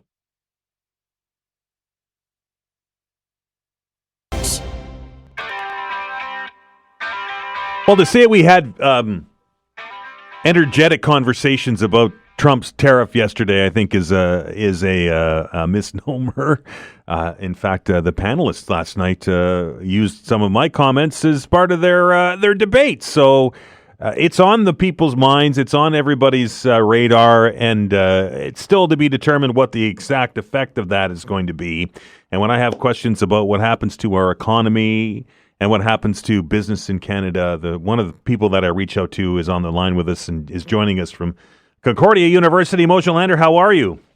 I'm well, thanks. So I guess let's start there. When you saw the fallout from this tweet a couple of nights ago, what was your initial take on Donald Trump and a 25% tariff on everything that goes across that border? He did campaign saying that he was going to put tariffs, but I think he's not immune from inflation like the rest of us. So I think he started at 10% and went to 15, 20, 25, and he still got 7 weeks before he's president. So I don't know. This could go up to 50%. I think it's a tactic to get Canada to the table. He even said in that missive, tweet, text, whatever it was, that he's worried about fentanyl. I didn't realize that we were smuggling fentanyl in such large quantities. And people going across the northern border into the U.S. So maybe this is just the threat to say, fix that, and the tariffs go away, which is, in fact, what he said. I talked to a lot of people about this over the last 24 hours or so, and for the most part, people are like, well, whatever. This is the art of the deal. This is the way that Donald Trump negotiates. You put pressure on people, and then you get what you want. Is that what he's doing here? Is he trying to freak out the Canadian government so that they will do his bidding? I think so. They're meeting today, right? Right, yeah. What else could get the Prime Minister and all of the premiers in 24 hours to the table? This is it. I think that the problem is that even if it's to get Canada to the table, when you deal with a bully and you help the bully get what they want, I don't think they go away. I think that should embolden them to come back the next time with even more outrageous demands. So if he realizes that threatening tariffs on Canada allows Canada to change its regular policies, then is the next time going to be inflationary where he's going to say, yeah, it's now 30% or 50%, or it's going to be for 6 months as opposed to until you fix this. I likened this to a bully earlier today and yesterday, and I had a couple of emails that said, the way you deal with a schoolyard bully is that, well, I won't say what they said, but you stand up to the bully. Does Canada have enough behind it to be able to stand up to Donald Trump and say no? We did before. If you remember during the renegotiation of the NAFTA, he put tariffs on us. He called us names. He said we were sneaks, liars, deceitful. He's made comments about the genealogy of the Prime Minister, and we really can't go back and put tariffs on them because that would just rebound back on us. But we were strategic in targeting key products that were connected to Republican leaders, and the hope was that they would rein him in and do our dirty work for us. I think that this time around that might be a little more difficult because it's not clear that there are going to be senior-level Republicans that are looking to rein him in and go with business as usual. He's selected a bunch of people that are probably more going to allow him to be unfettered, and so I think that yes, Canada shouldn't give in to him, but I think the way that we don't give in to Trump at this point is to pursue actively more free trade agreements with more countries rather than speculation that we might be looking to jettison Mexico from the free trade agreement.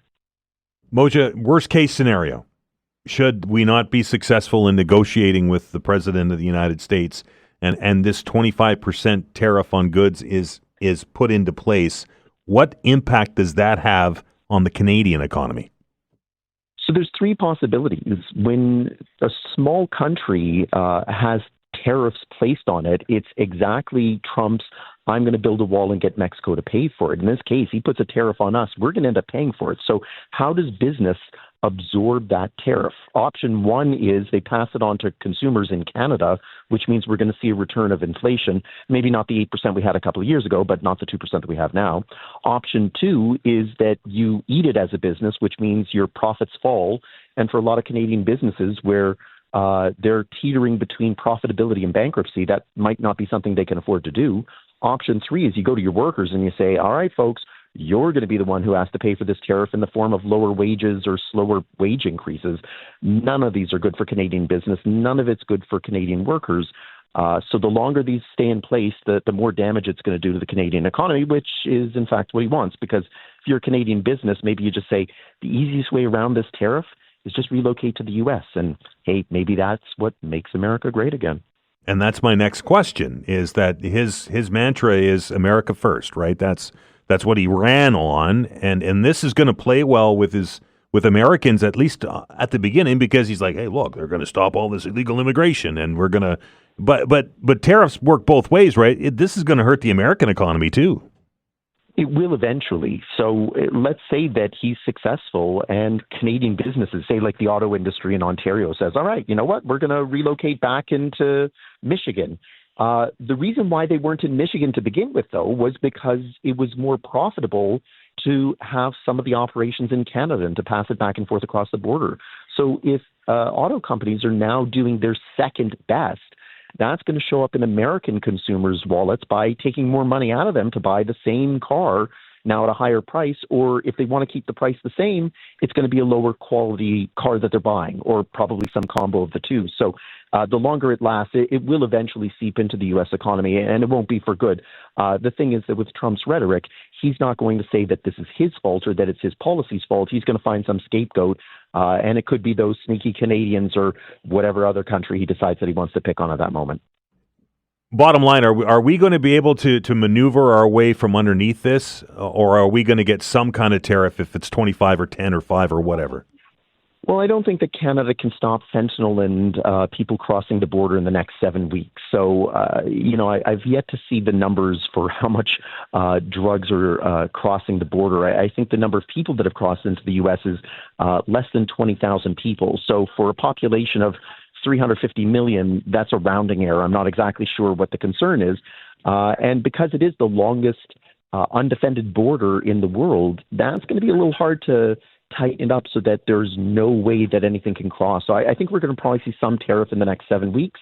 It's just a matter of, can we convince him that, hey, just get your political win and let's get back to business as usual. You claim victory on whatever level it is you want, and let's get back to the business of business. Be interesting times ahead, Moshe. Appreciate it. Anytime. That is Moshe Lander. He's from Concordia University. He's a business professor. It's very interesting. It's very interesting to me, just the narrative that I tried, and I talked to a lot of people yesterday, both on the air and off, and everybody just thinks, oh, well, it's just Donald being Donald. It's just what he does. But I like what Moshe said, because if you let the bully win, then what's next, right? He is pressuring us to do something that he wants, and that, by my definition, is not negotiation. That's bullying, and like, we know the NATO thing's next, right? We know, and there's an argument to be made. I like what Steve Murphy said on Monday, that we promised 2%, we should deliver 2%. But what's next? Are we going to be facing for 4 years, or however long, every time that Donald Trump wants something, another threat of another 25% tariff on something until he gets his way? Time will tell. Stopping down, taking a break. When we come back, we're going to connect up with Elections Nova Scotia. We'll see where we're at with the vote count and what happens next. You're listening to The Todd Veinotte Show. I'm Dan Alstrand. Back in a minute.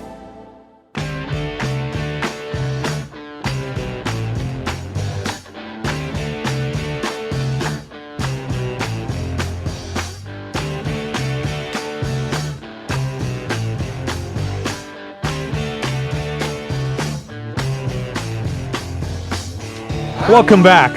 As we carry on through this Wednesday, or as we've been calling it all day now, can't say morning because we're in the afternoon, is the day after. Many of you stayed up late last night watching the same numbers that Vanessa and I did, and many of you are maybe taking the day off work today because it was a long night. Can you imagine how long a night it would have been for the people that were responsible for running this election and making sure everything was the way it's supposed to be, and then actually physically counting those ballots? I can't even imagine. We're very pleased to welcome to the program, by the way, from Elections Nova Scotia, Naomi Shelton. Naomi, I think this probably will be the last time we chat for a while. Well, you never know, Dan. Fair enough. Naomi, let's start there. I got a lot of questions from people today asking about the vote count and why some ridings were able to get all of the votes counted before 1:30 last night and others were not. Why the difference in time? Sure. So it's actually the voting in the fields did happen, but it's the counting of the write-in out of district ballots that happens here at the warehouse, or here at headquarters in our warehouse, that is still continuing today. So as you know, we have a vote anywhere system. So voters do vote out of district, and those out of district votes come here to be counted.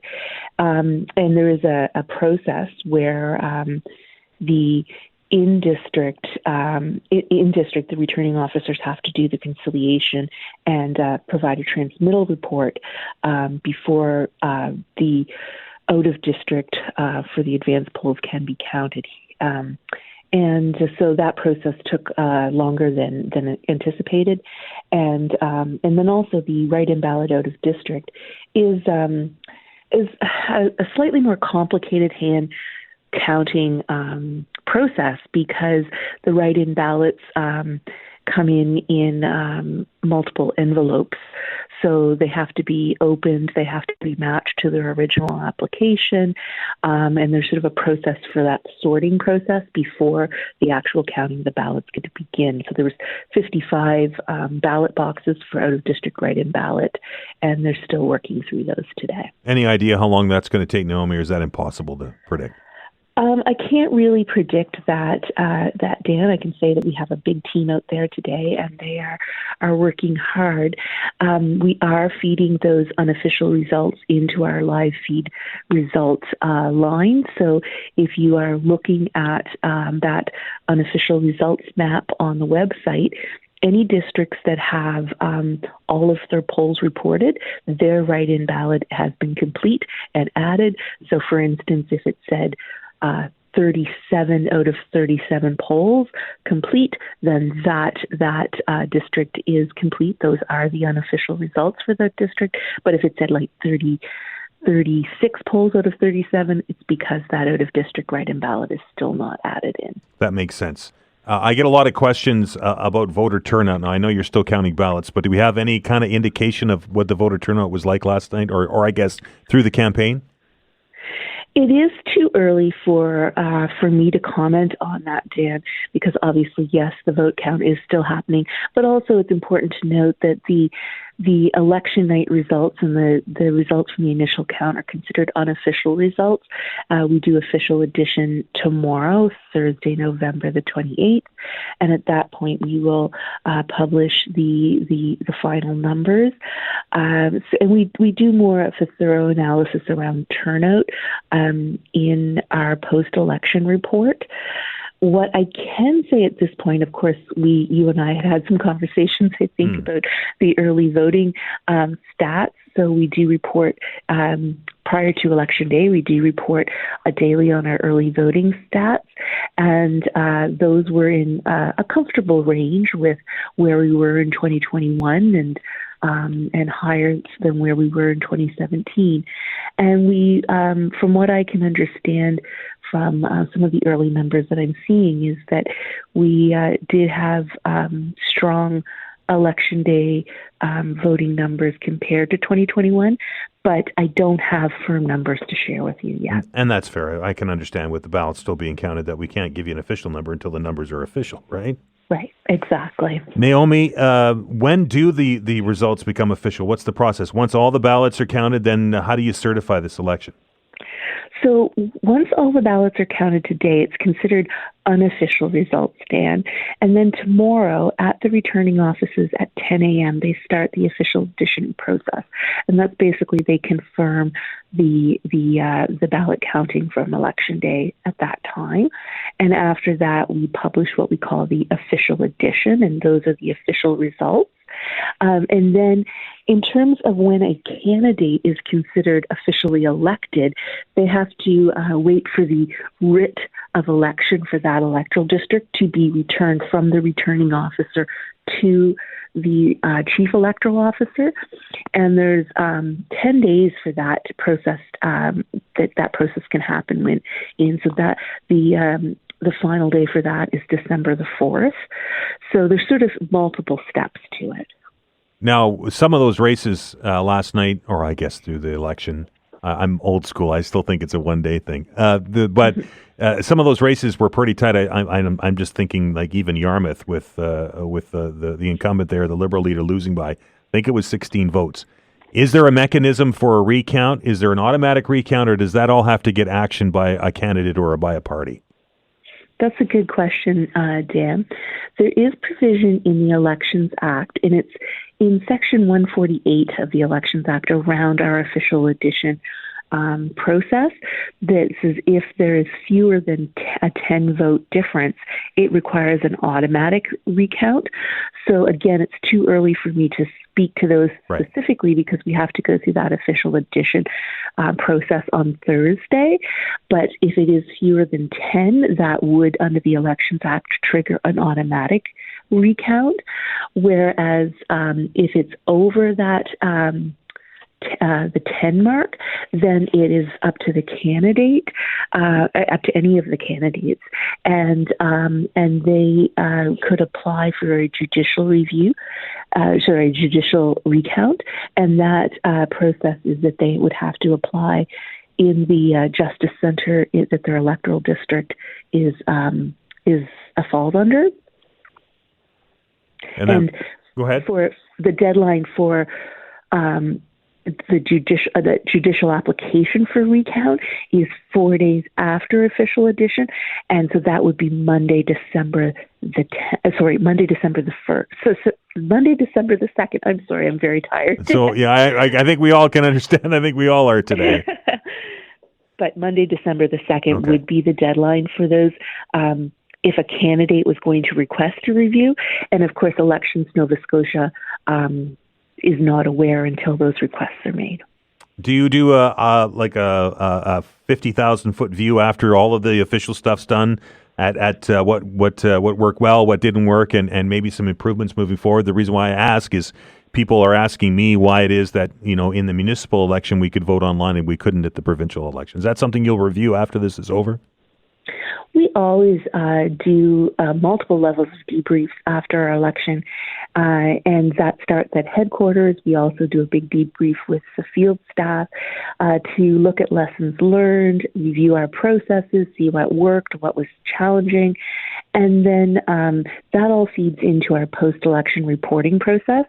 And from there, the chief electoral officer may decide to make recommendations for legislative change, where a legislative change could lead to a process improvement for us. In terms of internet voting, it's not the difference between us and the municipalities is different legislation. Right. They are governed by the Municipal Elections Act, whereas we're governed by the Nova Scotian Elections Act. And so our act does not provide for internet voting for all voters. So that is something that I can't speculate on whether the chief electoral officer what recommendations for legislative change she might make. But in order for it to happen, it would be an act of the legislature to change the actual law. Yes, so the chief electoral officer can only recommend changes for potential changes for legislation, and then it's up to government. The minister responsible for the Elections Act would be responsible to take those forward to the House, and for the members of the House to vote on that. So Elections Nova Scotia doesn't set the legislation. We certainly can make recommendations for legislative change, but we administer the act based on the legislation as it is. Naomi, I appreciate your time today and throughout the campaign, and I hope that you get some sleep in the not too distant future. Thank you, Dan. That is Naomi Shelton. She is the spokesperson for Elections Nova Scotia. The move forwards on that was that we still don't know an official account for voter turnout because, well, there's still ballots being counted. Most of the ballots that are left to be counted are the write-in ballots, and they're a much longer process, as Naomi laid out for us. So if there's one poll in your riding that hasn't reported, that's what it is. It's the write-in ballot. I think there was, and I'm checking my memory here, but I think it was 6,100 write-in ballots that were recorded before the election happened. So there's about 6,000 of them that they have to go through, and it's not a simple process. So that is what the delay is, and recounts only if it's less than 10, and if it's more than 10, then it's up to the candidate to ask for a judicial review or a judicial recount, and they have I think, what she say, 4 days or 5 days after the election is certified in order to do that. So I would suggest that we may see one or two of those. There's still a couple of races out there that are really close. I mean, look at that Yarmouth race. I think, was it 16 votes, I think I said? So we'll see what happens with that, and we'll see what happens with the rest of the counting as we go along. I was, during the news break there at 12:30, I saw Vanessa walk up and she had keys in her pocket, and that's the keys to the prize cabinet. So maybe we can convince her to open that cabinet after we come back from the break. You're listening to the Todd Veinotte Show. I'm Dan Alstrand. It's up to her. We're back in minutes.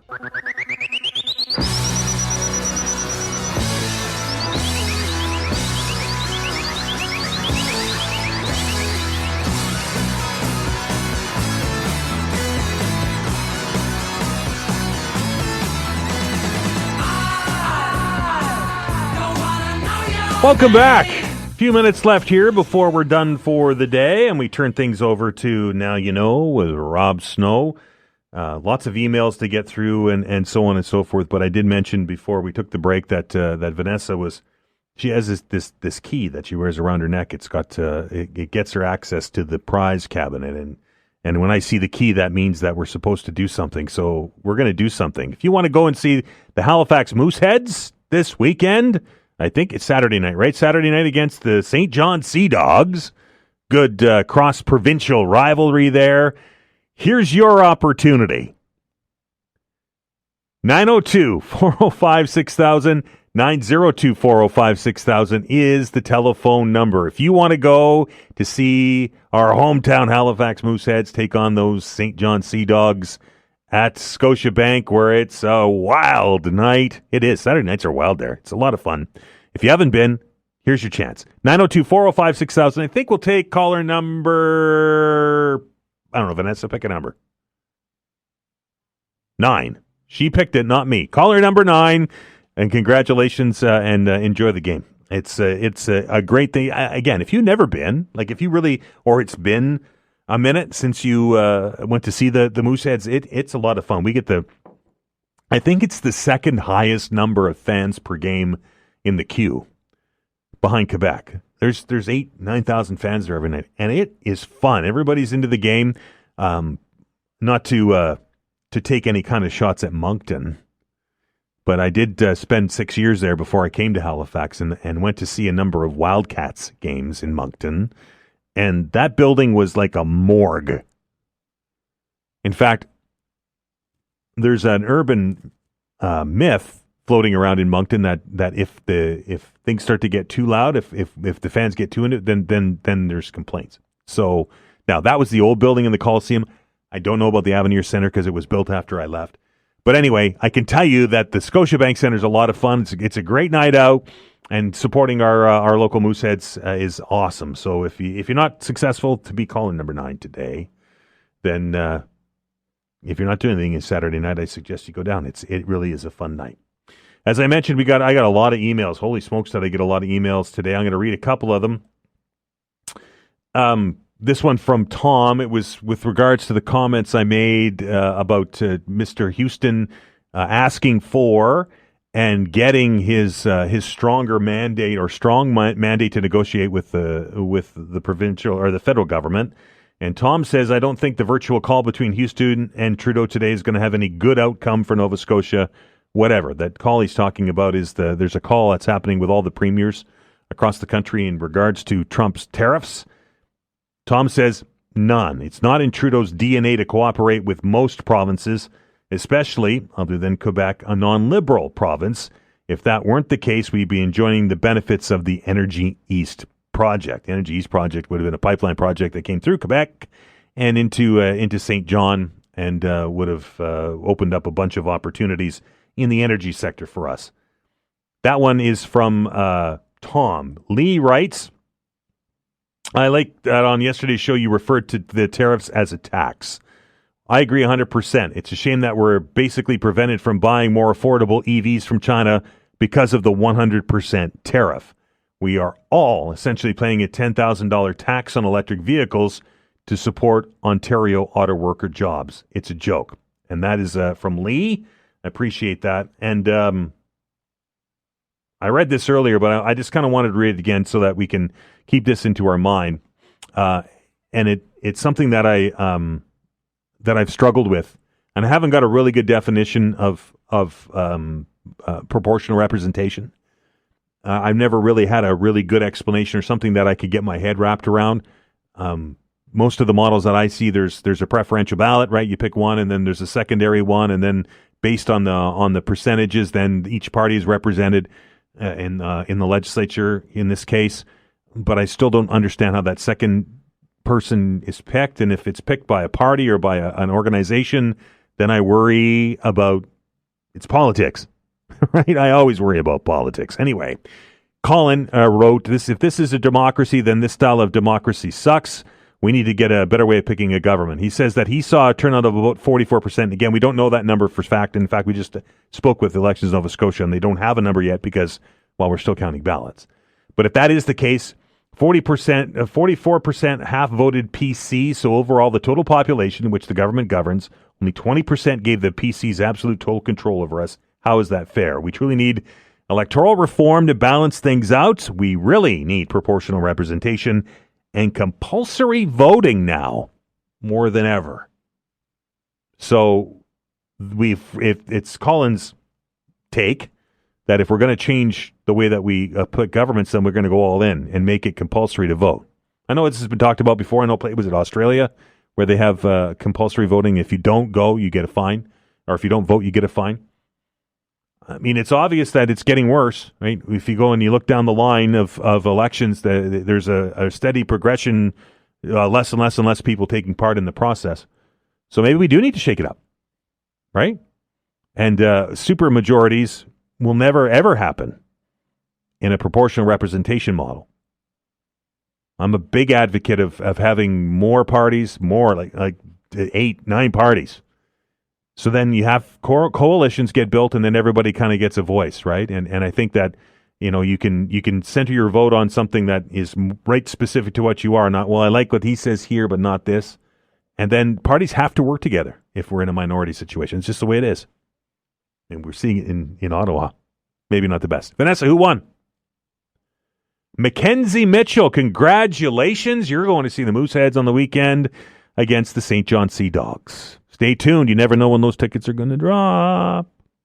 Thank you to Vanessa Vananez behind the glass. She keeps things going, and she has the keys to the prize cabinet. So she's our friend, right? She wears a cape, and it's well deserved. Thank you to all of our guests for joining the program and sharing their information or their knowledge and imparting it upon us.